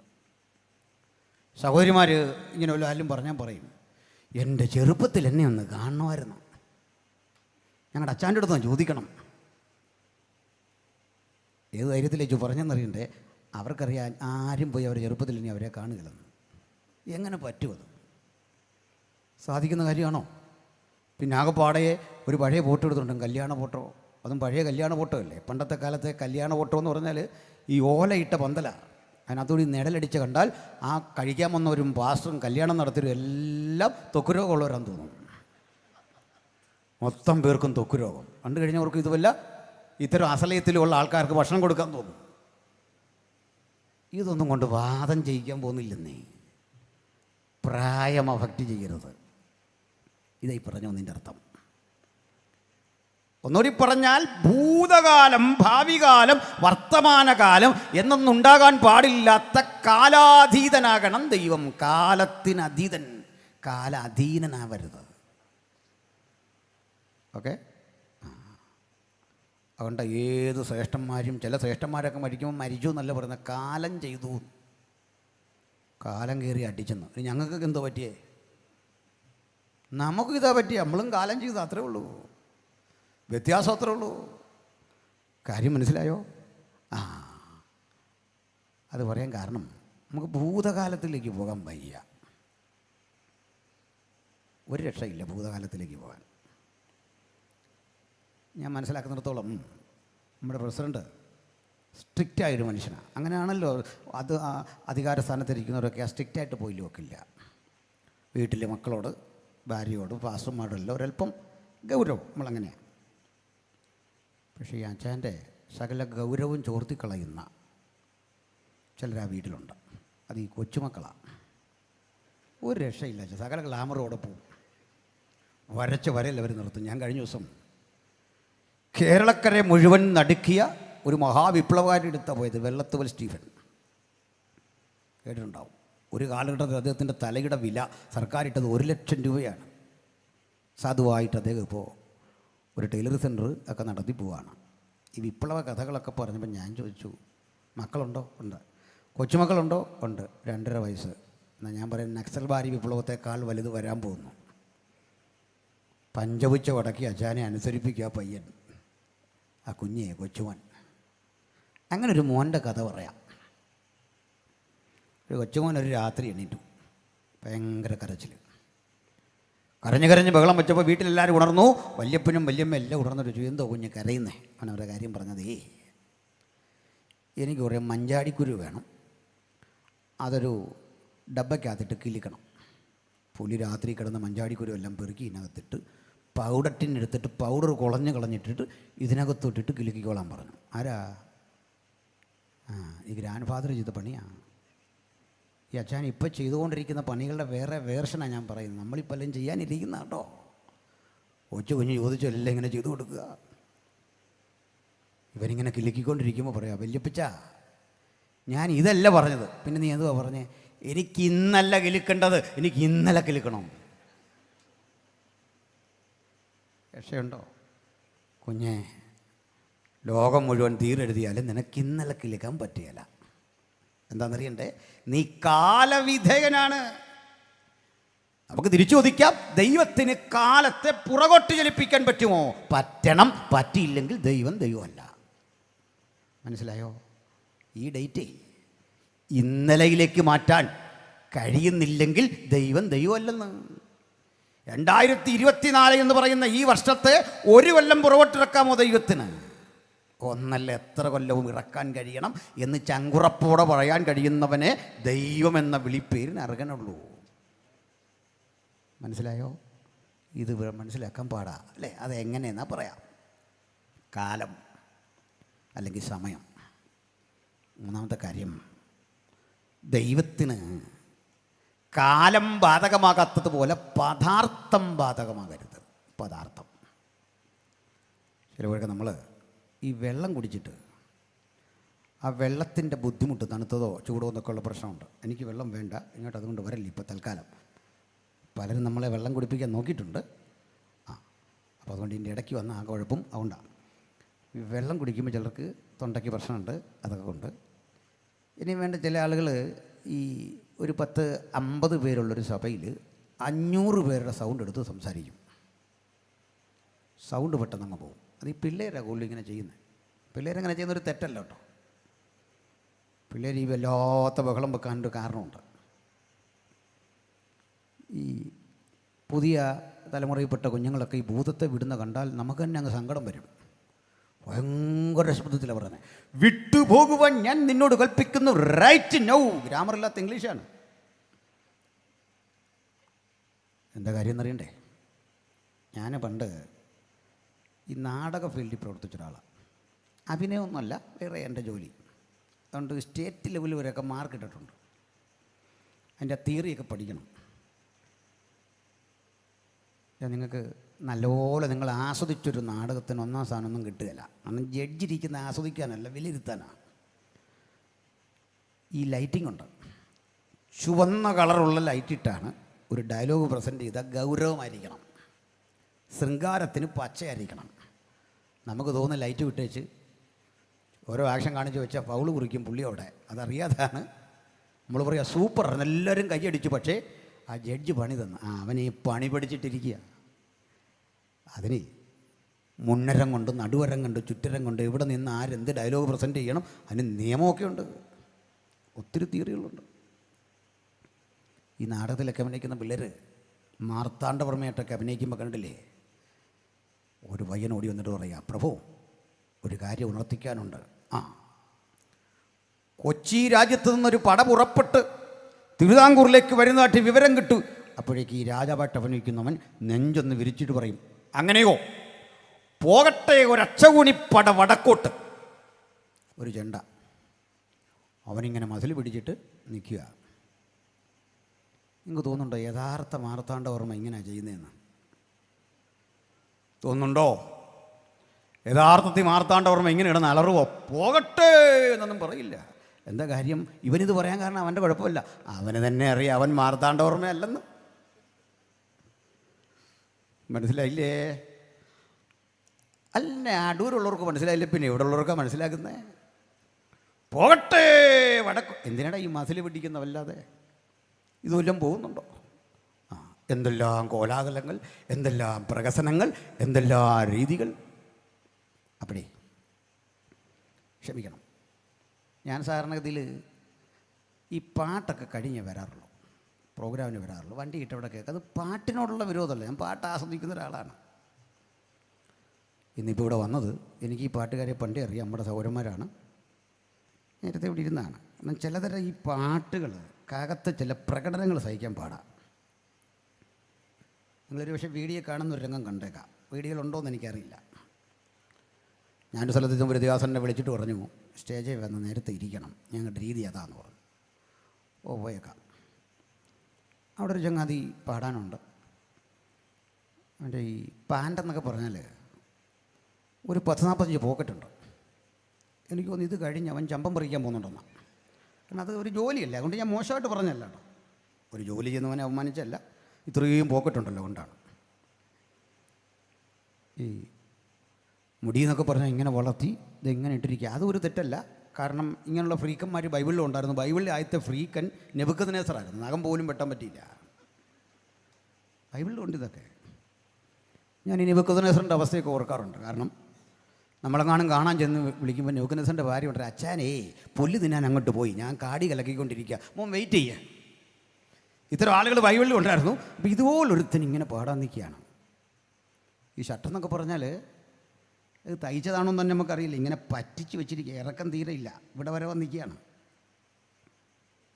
ആരാധന എൻ്റെ പാട്ടുമൊക്കെ എൻ്റെ ക്ലൈമാക്സിൽ വരും, പറയും കരമുയർത്തി കർത്താവിനെ സ്തുതിക്കോ. അപ്പോഴേക്ക് ഈ ഷർട്ട് പൊങ്ങിയത് ഇവിടെ കയറും. ഈ പാൻറ്റ് കിടക്കേണ്ട സ്ഥാനത്തു നിന്നൊരു 1.5 ഫർലോങ് താഴെയാണ്.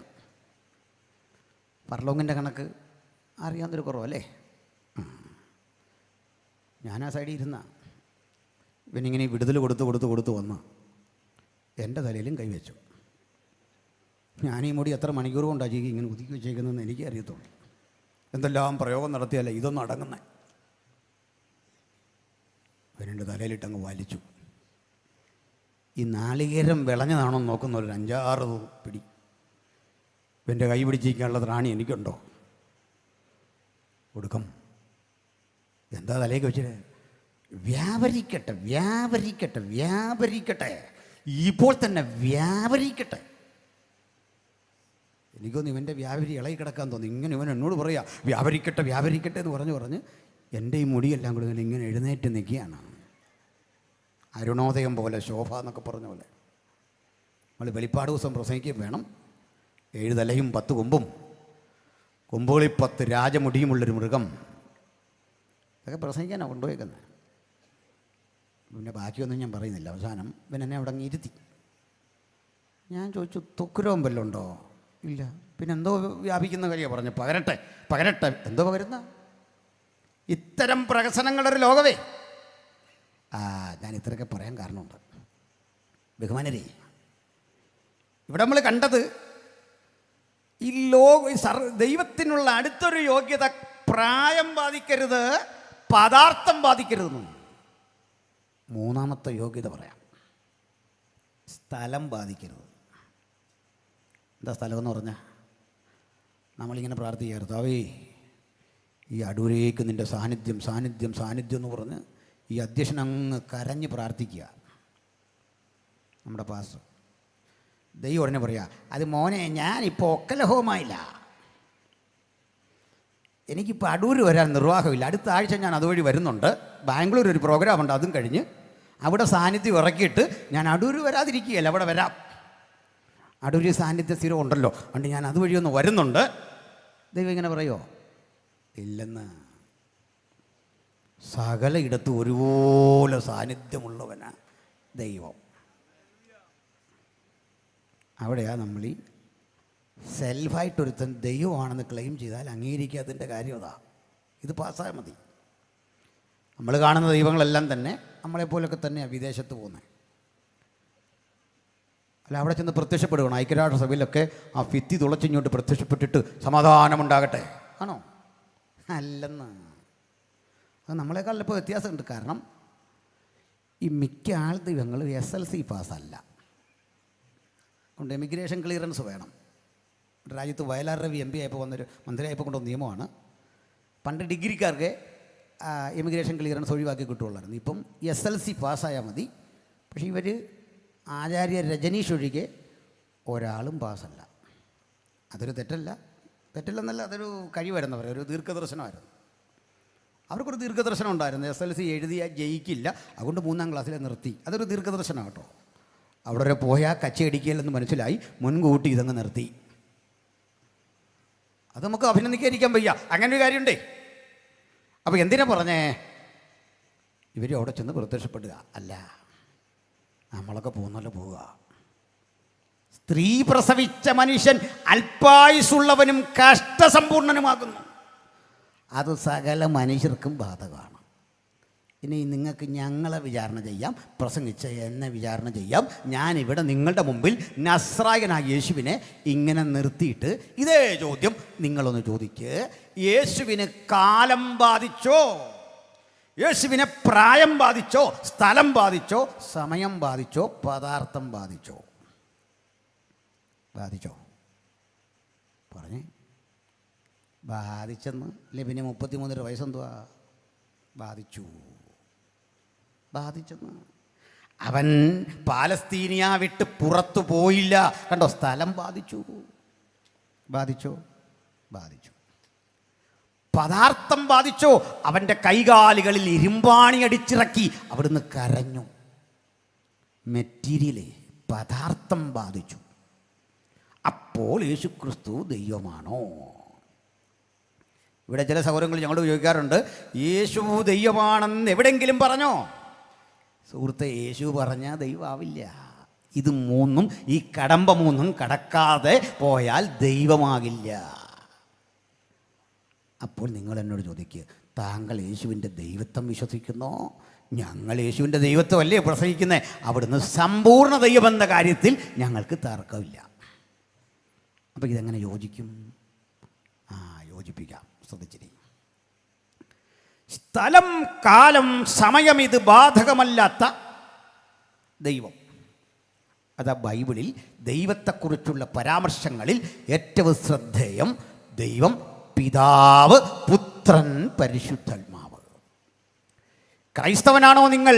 നിങ്ങളുടെ ദൈവം പിതാവും പുത്രനും പരിശുദ്ധാത്മാവുമായ ഏക സത്യദൈവമാണ്. ആരാണ് പിതാവ്? പിതാവിന് തുടക്കമില്ല, അവസാനമില്ല. പിതാവില്ലാതിരുന്നൊരു കാലമില്ല, ഇല്ലാതിരിക്കുന്ന കാലമില്ല. പിതാവ് എന്ന പോലെ പുത്രനില്ലാതിരുന്ന കാലമില്ല, ഇല്ലാതിരിക്കുന്ന കാലമില്ല. പരിശുദ്ധാത്മാവില്ലാതിരുന്ന കാലമില്ല, ഇല്ലാതിരിക്കുന്ന കാലമില്ല. അപ്പം ബൈബിളിലെ ദൈവത്തിൻ്റെ കാലം എന്താണെന്ന് മനസ്സിലാക്കണം. പറയാം. മോശ എഴുതി, ആദിയിൽ ദൈവം 1:1 എങ്ങനെയാ? ആദിയിൽ ദൈവം, ഒരു തിരുത്തുണ്ട്, ശരിക്കുള്ള പരിഭാഷ, ആദിയിൽ ദൈവം സ്വർഗങ്ങളും ഭൂമിയും സൃഷ്ടിച്ചു. ആദിയിൽ ദൈവം, ആകാശഭൂമി എന്നല്ല, ആദിയിൽ ദൈവം സ്വർഗങ്ങൾ, ബഹുവചനമാണ്. In the beginning God created heavens and the earth. സൃഷ്ടിച്ചു. ശരി, നമുക്ക് ചോദിക്കാം, അതിനു മുമ്പ്?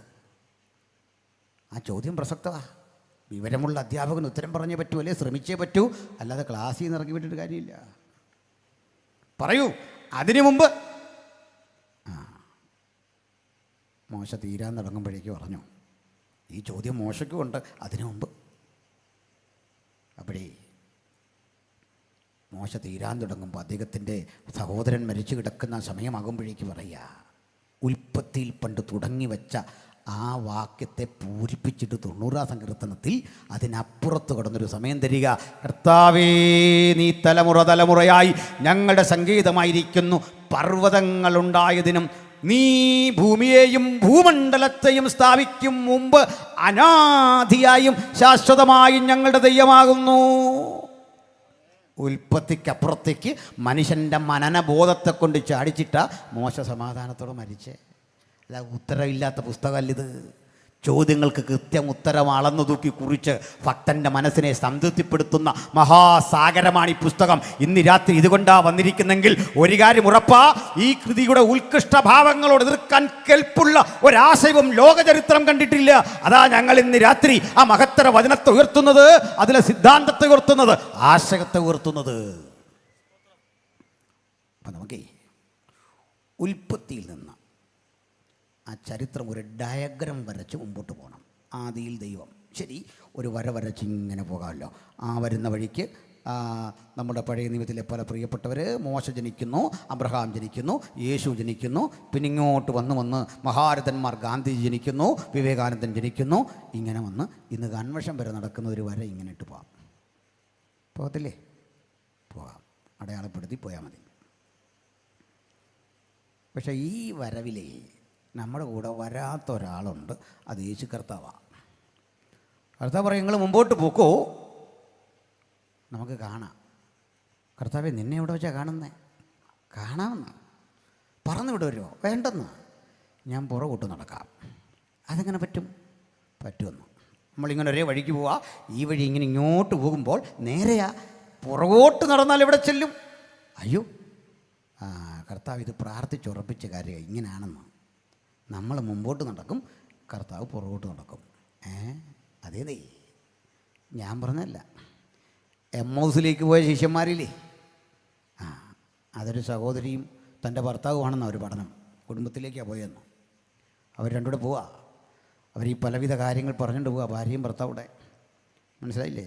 അത് നല്ലൊരു സഹോദരിയാണ്. നീ സഹോദരിയോ സഹോദരനോ ഏതെങ്കിലും വട്ടെ, അവർ പോകുമ്പോൾ ഈ സാരിയുടെ കളറോ മേടിക്കേണ്ട ഭക്ഷണത്തിൻ്റെ വിഷയങ്ങളോ ഒന്നും അല്ലല്ലോ പറഞ്ഞുകൊണ്ട് പോകുന്നത്. ഇങ്ങനെ യേശുവിനെക്കുറിച്ച് പറഞ്ഞുകൊണ്ട് പോകുമ്പോൾ യേശു കൂടെ കൂടി. ഓർമ്മയില്ലേ? അവിടെ വന്നപ്പോൾ കർത്താവ് പറഞ്ഞു, നിങ്ങളൊരല്പം മുമ്പോട്ട് പോകുന്ന പോലെ, യേശു മുമ്പോട്ട് പോകുന്ന പോലെ പോകാൻ ഭാവിച്ച പറഞ്ഞ്, നാദാ പോകില്ലേ, വീട്ടിൽ കൂടെ വായോ. വീട്ടിൽ ചെന്നു. ഭക്ഷണം വാഴ്ത്തി നുറുക്കിക്കഴിഞ്ഞ് യേശുവിനെ കാണുന്നില്ല. എവിടേക്കാണ് പോയെന്നറിയണ്ടേ? പറയാം. യോഹന്നാൻ 17 യേശു ഒരു പ്രാർത്ഥന.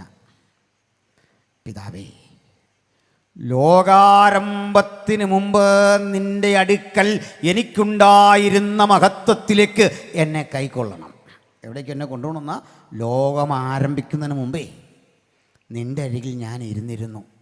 അവിടേക്ക്, ഉൽപ്പത്തിയുടെ പുറകിലേക്ക്. നമ്മോട് പറയാം, ഞാനിരിക്കുന്ന അതയിടത്ത് നിങ്ങളെയും ചേർത്ത് കൊണ്ടുവന്നു. മനസ്സിലായോ പറഞ്ഞേ?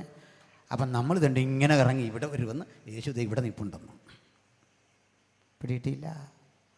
മനസ്സിലായോ? കാലാതീതനാണ് ഈ ക്രിസ്തു, സമയത്തിനതീതനാണ് ഈ ക്രിസ്തു. അങ്ങനെയെങ്കിൽ നമ്മൾ വരയ്ക്കുന്ന ഡയഗ്രം ഒന്ന് മാറ്റി വരയ്ക്കണം. ഇങ്ങനെയല്ല ബൈബിളിലെ ആ ഡയഗ്രം വരയ്ക്കേണ്ടത്. ഒരു വൃത്തം വരച്ചാൽ മതി.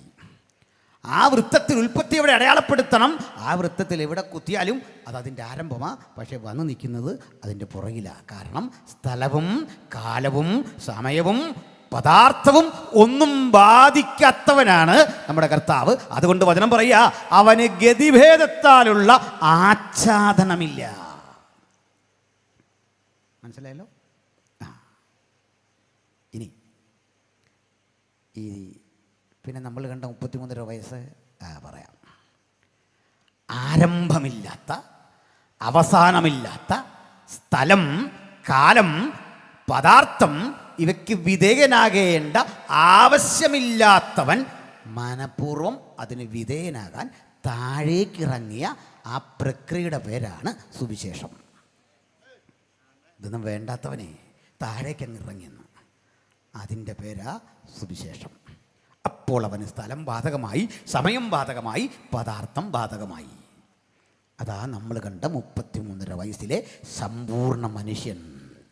യേശുവിനെ ജീവിതത്തിൻ്റെ ആകത്തുകയിലെടുത്താൽ സമ്പൂർണ്ണ ദൈവം, യേശുവിനെ 33.5 വയസ്സിൻ്റെ ആകത്തുകയിലെടുത്താൽ സമ്പൂർണ്ണ മനുഷ്യൻ, സകലതും തികവാർന്ന മനുഷ്യൻ. മനുഷ്യത്വവും ദൈവത്വവും ഒരുപോലെ. അതുകൊണ്ട് ഇടയ്ക്കിടയ്ക്ക് ഈ ദൈവത്വം യേശു ആവശ്യമുണ്ടെങ്കിൽ പ്രകടമാക്കും. ആവശ്യമുണ്ടെങ്കിൽ പ്രകടമാക്കുള്ളൂ. നമുക്കിവിടെയാ തെറ്റിപ്പോയി. നമുക്ക് തോന്നുമ്പോൾ ഇത് പ്രകടമാക്കാൻ നല്ലല്ല. ആവശ്യമുണ്ടെങ്കിൽ എന്താ എൻ്റെ തെളിവ്? 5 അപ്പം യേശു 5000 കൊടുത്തു. പുരുഷന്മാരുടെ എണ്ണം 5000. സ്ത്രീകളുടെ എണ്ണം അവിടെ എഴുതിയിട്ടുണ്ടോ? അതെന്താ എഴുതാഞ്ഞത്? അറിയാവോ? ആർക്കെല്ലാം അറിയോ? കണക്കില്ലാതെയാ സഹോദരിമാർ പലപ്പോഴും കഴിക്കുന്നത്. എന്തെങ്കിലും ഒരു കണക്ക് ഈ കാര്യത്തിലുണ്ടോ? ഇല്ല. എല്ലാവരും കഴിക്കുന്നതോടെ അവർ കഴിക്കുമോ? കഴിക്കുകയില്ല. ജോലി തിരക്കാന്ന് പറയും. എന്തിനാ? കണക്കിൽപ്പെടാതിരുന്ന് കഴിക്കാനാ. ഡൈനിങ് ഹാളിലേക്ക് വരത്തില്ല, ഡൈനിങ് ടേബിളിൻ്റെ അവിടെ ഇരിക്കുകയില്ല, മറഞ്ഞിരുന്ന് അടിക്കുന്നത്. ചില ചെറിയ പെൺകുട്ടികൾ അമ്മമാരുണ്ടല്ലോ, 10-30 വയസ്സിൽ താഴെയുള്ള, അവർ ഈ കുഞ്ഞുങ്ങളെ ഇങ്ങനെ ചൂണ്ടിക്കാണിച്ച് പറയുക, എൻ്റെ ദിവ്യാസനെ അതിൻ്റെ ഒരു ഷേപ്പ് കണ്ടില്ല, എൻ്റെ കോലം കണ്ടോ, ഒരു വക അത് കഴിക്കുകയില്ല. ശരിയാ, കുഞ്ഞ് കഴിക്കേണ്ടതെല്ലാം കൂടി ഇങ്ങനെ തോണ്ടി.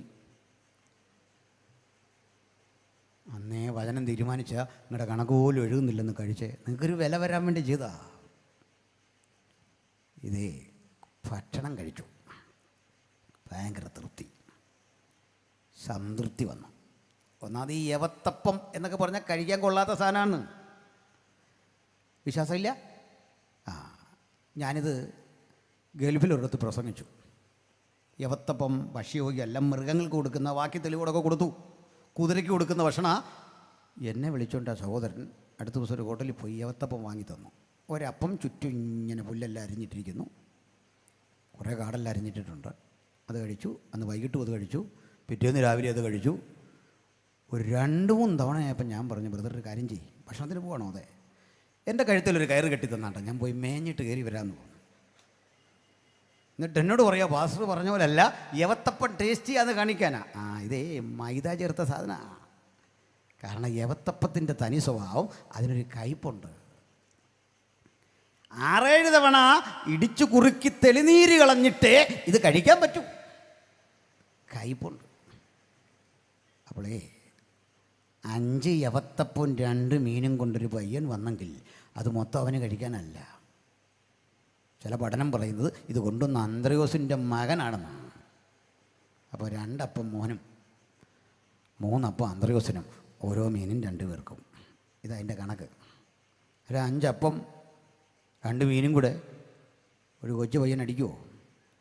അങ്ങനെ അടിക്കുന്ന കുഞ്ഞുങ്ങളുണ്ടെങ്കിൽ ഈ അങ്കിൾ മുൻകൂട്ടി ക്ഷമ പറയുന്നു. ഞാനിത് പിൻവലിച്ചു, ഒന്ന് കണ്ടാൽ മതി, ഇത് കഴിഞ്ഞു. ഇങ്ങനെ എൻ്റെ കണക്ക്. അടുത്ത ദിവസം യേശു നമുക്ക് ഇഷ്ടപ്പെടാത്തൊരു പ്രയോഗം ഓഡിയൻസ് നോക്കിയിട്ട് പറയാതെ, നിങ്ങൾ വചനം കേൾക്കാൻ വന്നല്ലെന്ന് എനിക്ക് മനസ്സിലായി, അപ്പം തിന്നാൻ വന്നതാണ്. അന്തസ്സും ആഭിജാത്യമുള്ള നമ്മളെന്ത് പറഞ്ഞനെ? ഞാൻ പറയും, കർത്താവേ ഞാൻ പോവാ, എനിക്കത് താല്പര്യമില്ല ഇത് കേൾക്കാൻ. അല്പമാണെങ്കിലും ഭക്ഷണമൊക്കെ എൻ്റെ വീട്ടിലുണ്ടല്ല, ഞാൻ അപ്പം കൊണ്ട് വന്നല്ല. ഇത് ഈ സാമാന്യ ബോധമുള്ളവൻ ആരും അവിടെ ഇല്ലേ? ആരും മിണ്ടുന്നില്ല, ആരും പോകുന്നില്ല. എന്താ കാര്യം എന്നറിയണ്ടേ? അതാ യേശു അപ്പം കൊടുത്തുള്ള പ്രത്യേകത. കൈപ്പേറിയ യവത്തപ്പവും കടന്നിറങ്ങിയത് യേശുവിൻ്റെ കരങ്ങളിലൂടെ ആയപ്പോൾ അതിൻ്റെ സ്വാദ് മാറി, നിറം മാറി, ഗുണം മാറി. കഴിച്ചവനൊക്കെ പറയുക, അതങ്ങോട്ട് കഴിക്കുകയും എൻ്റെ ഉന്മേഷം വർദ്ധിച്ചു. കാഴ്ച നഷ്ടപ്പെട്ടവർ പറയുക, എൻ്റെ കണ്ണിൻ്റെ കാഴ്ച അത് തിരിച്ചു കിട്ടി, എൻ്റെ നടുവിൻ്റെ വേദന അങ്ങ് മാറിക്കിട്ടി. ഏറ്റവും മോശപ്പെട്ട വസ്തുവും കയറിയിറങ്ങിയത് ആ കരത്തിലൂടെ ആയപ്പോൾ കഴിച്ചവൻ ചെന്നിട്ട് പറയുക, ഞങ്ങൾ അപ്പം കഴിച്ചു. എന്താ അനുഭവമായിരുന്നത്? ആളുകൾ പെട്ടെന്ന് ഇറങ്ങി കയറിയപ്പോൾ യേശുവിന് മനസ്സിലായി, അപ്പമാ ഇപ്പം മാർക്കറ്റ്, വചനം വേണ്ട. അതുകൊണ്ട് യേശു ഈ പ്രോഗ്രാമേ നിർത്തിക്കളഞ്ഞെന്ന്, പിന്നൊരുത്തിനും കൊടുത്തില്ലെന്ന്. മനസ്സിലായി നിങ്ങൾക്ക്? അത്ഭുതം നടക്കാത്തതേ അടയാളം നടക്കാത്തതേ, വീര്യപ്രവൃത്തി നടക്കാത്തതേ ആരുടെയും കുഴപ്പമല്ല. ഇത് തേടി വരുന്നവനെ നോക്കി കർത്താവ് പറയുക, അതൊക്കെ പണ്ടേ കൊടുത്തു. വക്രതയും കോട്ടവുമുള്ള തലമുറ ഇതൊക്കെ തേടി വരുമ്പോൾ നിലനിൽക്കുന്ന ആഹാരം ഈ ദൈവത്തിൻ്റെ വചനത്തിലുണ്ട്. മനുഷ്യൻ അപ്പം കൊണ്ട് മാത്രമല്ല, ദൈവത്തിൻ്റെ വായിൽ നിന്ന് വരുന്ന സകല വചനം കൊണ്ടും ജീവിക്കുന്നു. നമുക്ക് വചനത്തെ ഉയർത്തണം, സുവിശേഷത്തെ ഉയർത്തണം. സുവിശേഷമാണ് ആത്യന്തികം. അതിൽ അനിവാര്യമായ ശുശ്രൂഷകൾ അതേ അളവിൽ നടന്നുകൊള്ളും. ഞാൻ നീട്ടുന്നില്ല. അപ്പോഴേ ഈ ലോഗോസ് ജഡമെടുത്ത് നമ്മുടെ ഇടയിൽ വന്നത് എന്തിനാ? അതുമാത്രം പറഞ്ഞു നിർത്താം. ഇതിനെ കൃപയെന്നും സത്യമെന്നും രണ്ട് ഭാവം കൂടെ ഉണ്ടായിരുന്നു, പരസ്പരം ചേരാത്തത്. അതാണ് നമ്മൾ പറഞ്ഞു തുടങ്ങിയത്. അതിനെ സംക്ഷേപിക്കാം. ലോകത്ത് ആർക്കും പറ്റാത്തൊരു കാര്യമാണ്. ഈ കർത്താവിനെ പഠിക്കണം. ഒരു കൊടും കുറ്റവാളി യേശുവിൻ്റെ മുമ്പിൽ വന്നു. ഈ കൊടും കുറ്റവാളിയോട് യേശു ഇടപെടുന്നൊരു രീതിയുണ്ട്. അവനെ വേദനിപ്പിക്കുകയല്ല യേശുവിൻ്റെ പ്രക്രിയ, ശിക്ഷിക്കുകയല്ല. പിന്നെന്താ യേശുവിൻ്റെ രീതി? പറഞ്ഞുതരാം, ശ്രദ്ധിക്കണം. മഹാനായ ഐസക് ന്യൂട്ടൺ ഉണ്ടായിരുന്നു, വലിയൊരു മാത്തമാറ്റീഷ്യൻ. പലകുറയിൽ ഐസക് ന്യൂട്ടൻ ഒരു ദൈവദാസം കൂടിയാണെന്നുള്ള മറ്റൊരു സത്യം. വെളിപ്പാടിനും ദാനിയേലിനുമൊക്കെ വ്യാഖ്യാനം എഴുതിയ ആളാണ്. ഭയങ്കര പക്വത. അദ്ദേഹം ഒരു ദിവസം തൻ്റെ വിലപിടിപ്പുള്ള മാത്തമാറ്റിക്കൽ പ്രബന്ധങ്ങൾ ഇങ്ങനെ എഴുതി അടുക്കി വച്ചിരിക്കുകയാണ്. അദ്ദേഹം വീടിനുള്ളിലെ ഒരു ഡെസ്ക്, ഉയരമുള്ള ഒരു ഡെസ്കിൻ്റെ അരികിൽ നിന്നുകൊണ്ടാണ് എഴുതുന്നത്. ഒരു മെഴുതിരി കത്തിച്ച് വെച്ചിരിക്കും. അദ്ദേഹം എന്തോ ആവശ്യത്തിന് പുറത്തേക്ക് പോയിട്ട് വരുമ്പോൾ തൻ്റെ വളർത്തു നായ ഈ മെഴുതിരി തട്ടിയിട്ടു. കാര്യം വരുമ്പോൾ കാണുന്നത് വർഷങ്ങൾ കൊണ്ട് ന്യൂട്ടൻ എഴുതി തയ്യാറാക്കിയ ഗവേഷണ പ്രബന്ധങ്ങൾ ഇരുന്ന് കാത്തുന്നു. ഒന്നും മിച്ചം കിട്ടിയില്ല. നമ്മളാണെ ആ പട്ടിക്കുട്ടിയെ എന്ത് ചെയ്തേനെ? ന്യൂട്ടൻ അതിനെങ്ങിട്ട് പിടിച്ചു, തൻ്റെ മാറോടടുക്കി പിടിച്ചിട്ട് ഒരു കൊട്ട് കൊടുത്തു. എന്നിട്ട് പറഞ്ഞു, ജാക്കി, നീ ചെയ്ത തെറ്റിൻ്റെ ഗൗരവം വല്ലോ നിനക്കറിയാവോ? എന്നിട്ട് അതിനെ ഇങ്ങനെ തഴുകി ഉറക്കി. മനസ്സിലായോ എന്തിനാ ഇത് പറഞ്ഞേ? ഇതിലും വലിയ കൃപയുടെ കാരണഭൂതൻ്റെ പേരാണ് യേശു. നമ്മൾ ചെയ്ത തെറ്റിൻ്റെ കുറ്റത്തിന് അടി തന്നൊതുക്കുക അല്ലിത്, അരികിലേക്ക് ചേർത്ത് പിടിച്ചിട്ട് ഒരു സ്വാന്തനം. ഈ സ്വാന്തനത്തിൻ്റെ പ്രത്യേകത അറിയാമോ? ശിക്ഷയേക്കാൾ വലുതാണെന്നേ ക്ഷമയുടെ പ്രത്യേകത. ക്ഷമ ശിക്ഷയേക്കാൾ വലുതാണ്. എങ്ങനെയാണത്? പറയാം. എൻ്റെ മോള് ഈ നീറ്റ് എക്സാം എഴുതി. ആദ്യ റൗണ്ടിൽ കിട്ടിയില്ല. വലിയ പ്രതീക്ഷയായിരുന്നു. ഞാൻ പറഞ്ഞു, ഇവിടെ ഒന്നും ഇതിൻ്റെ പുറകെ നടക്കാനൊന്നും നേരമില്ല. കാരണം നീ ഡോക്ടറായിട്ട് വരുമ്പോഴേക്കും ഞാൻ വല്ലാത്ത രോഗിയാവും. പണ്ടൊരു അച്ഛൻ പറഞ്ഞാണ്, കുഞ്ഞുങ്ങളെല്ലാം ജയിച്ചു, അപ്പോഴേക്കും ഞാൻ തോറ്റുപോയെന്ന്. ഈ പൈസ മുടക്കി അതാ പറഞ്ഞത്. അതുകൊണ്ട് ഇനിയും ചാൻസ് ഒന്നുമില്ല. റിസൾട്ട് വരാൻ കാത്തിരിക്കുക അവൾ. റിസൾട്ട് വരാൻ കാത്തിരുന്നപ്പോൾ മനസ്സിലാകുന്നു രണ്ടാം ഘട്ടവും നേടിയില്ല. BDS കിട്ടിയിട്ടോ, അത്ര എത്തി. നമുക്ക് താല്പര്യമില്ല. ഈ റിസൾട്ടൊക്കെ വന്നപ്പോൾ ഇവയ്ക്ക് ഇതെന്നോട് പറയാൻ മടി. കാരണം പ്രതീക്ഷിക്കുന്നത് എന്താണെന്നറിയണ്ടേ?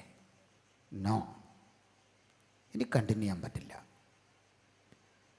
ഞാനിത് ഊഹിച്ചു, ഇവൾക്കൊരു പക്ഷെ കിട്ടിക്കാണില്ല.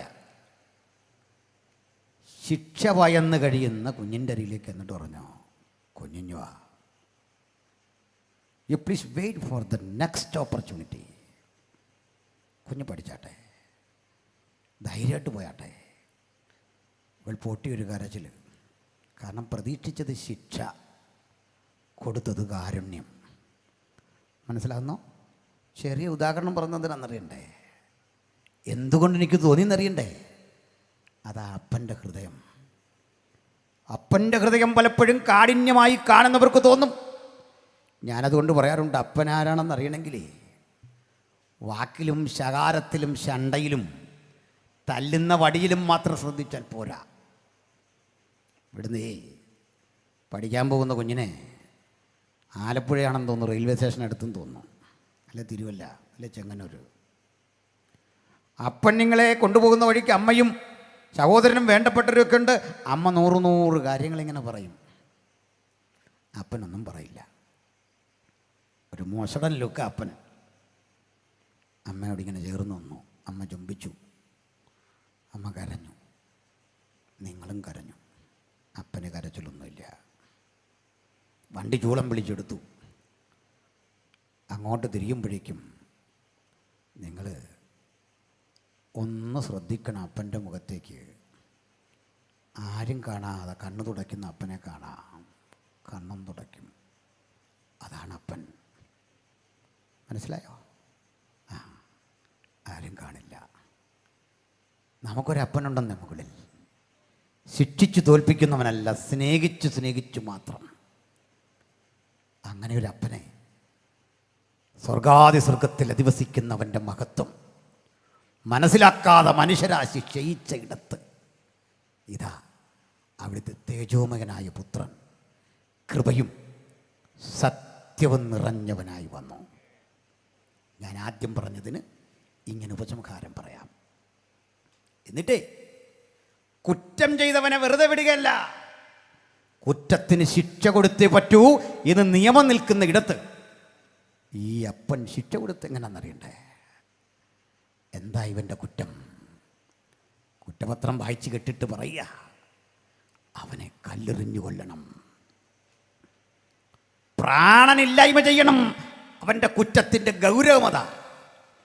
പക്ഷേ നമ്മെ വെറുതെ വിട്ടിട്ട് ഈ ക്രിസ്തു തൻ്റെ ജീവരക്തം മറുവിലയായി അർപ്പിച്ച് പാപത്തിന് പ്രായശ്ചിത്തം വരുത്തിയ ശേഷം ഉയരത്തിൽ പിതാവിൻ്റെ മഹിമയുടെ വലത്തുഭാഗത്തിരിക്കുകയും ദൈവദൂതന്മാരെക്കാൾ ശ്രേഷ്ഠമായ നാമത്തിന് അവകാശിയായി തീരുകയും ചെയ്തു. ആ പ്രവൃത്തിയാണ് വചനം ജഡത്തിൽ വെളിപ്പെട്ടപ്പോൾ കിട്ടിയതെങ്കിൽ സ്വർഗാദി സ്വർഗത്തിലെ കാരുണ്യം, ആ ദൈവത്തിൻ്റെ സ്നേഹത്തിൻ്റെ മൂർത്തിമദ്ഭാവം നമ്മൾ അനുഭവിച്ചതപ്പോഴാ യേശു ജഡത്തിൽ വന്നപ്പോൾ. ഈ രാത്രി ആ സ്നേഹം കൂടാതെ ഒരാളെങ്കിലും അടുത്ത മകലയുമായി ഈ തിരുവെഴുത്തിൻ്റെ സന്ദേശം കേൾക്കുന്നെങ്കിൽ ഇപ്പോഴാകുന്നു സുപ്രസാദ കാലം, ഇപ്പോഴാകുന്നു രക്ഷാ ദിവസം. നമുക്ക് ഈ മഹാദൈവപുത്രൻ്റെ സ്നേഹത്തിൻ്റെ കരതലത്തിൽ അമരാം. ദൈവകൃപ നമ്മുടെ കൂടെ ഇരിക്കട്ടെ, ദൈവസാന്നിധ്യം നമ്മുടെ കൂടെ ഇരിക്കട്ടെ. ഈ വചനങ്ങളാൽ കർത്താവ് നമ്മളെ അനുഗ്രഹിക്കട്ടെ.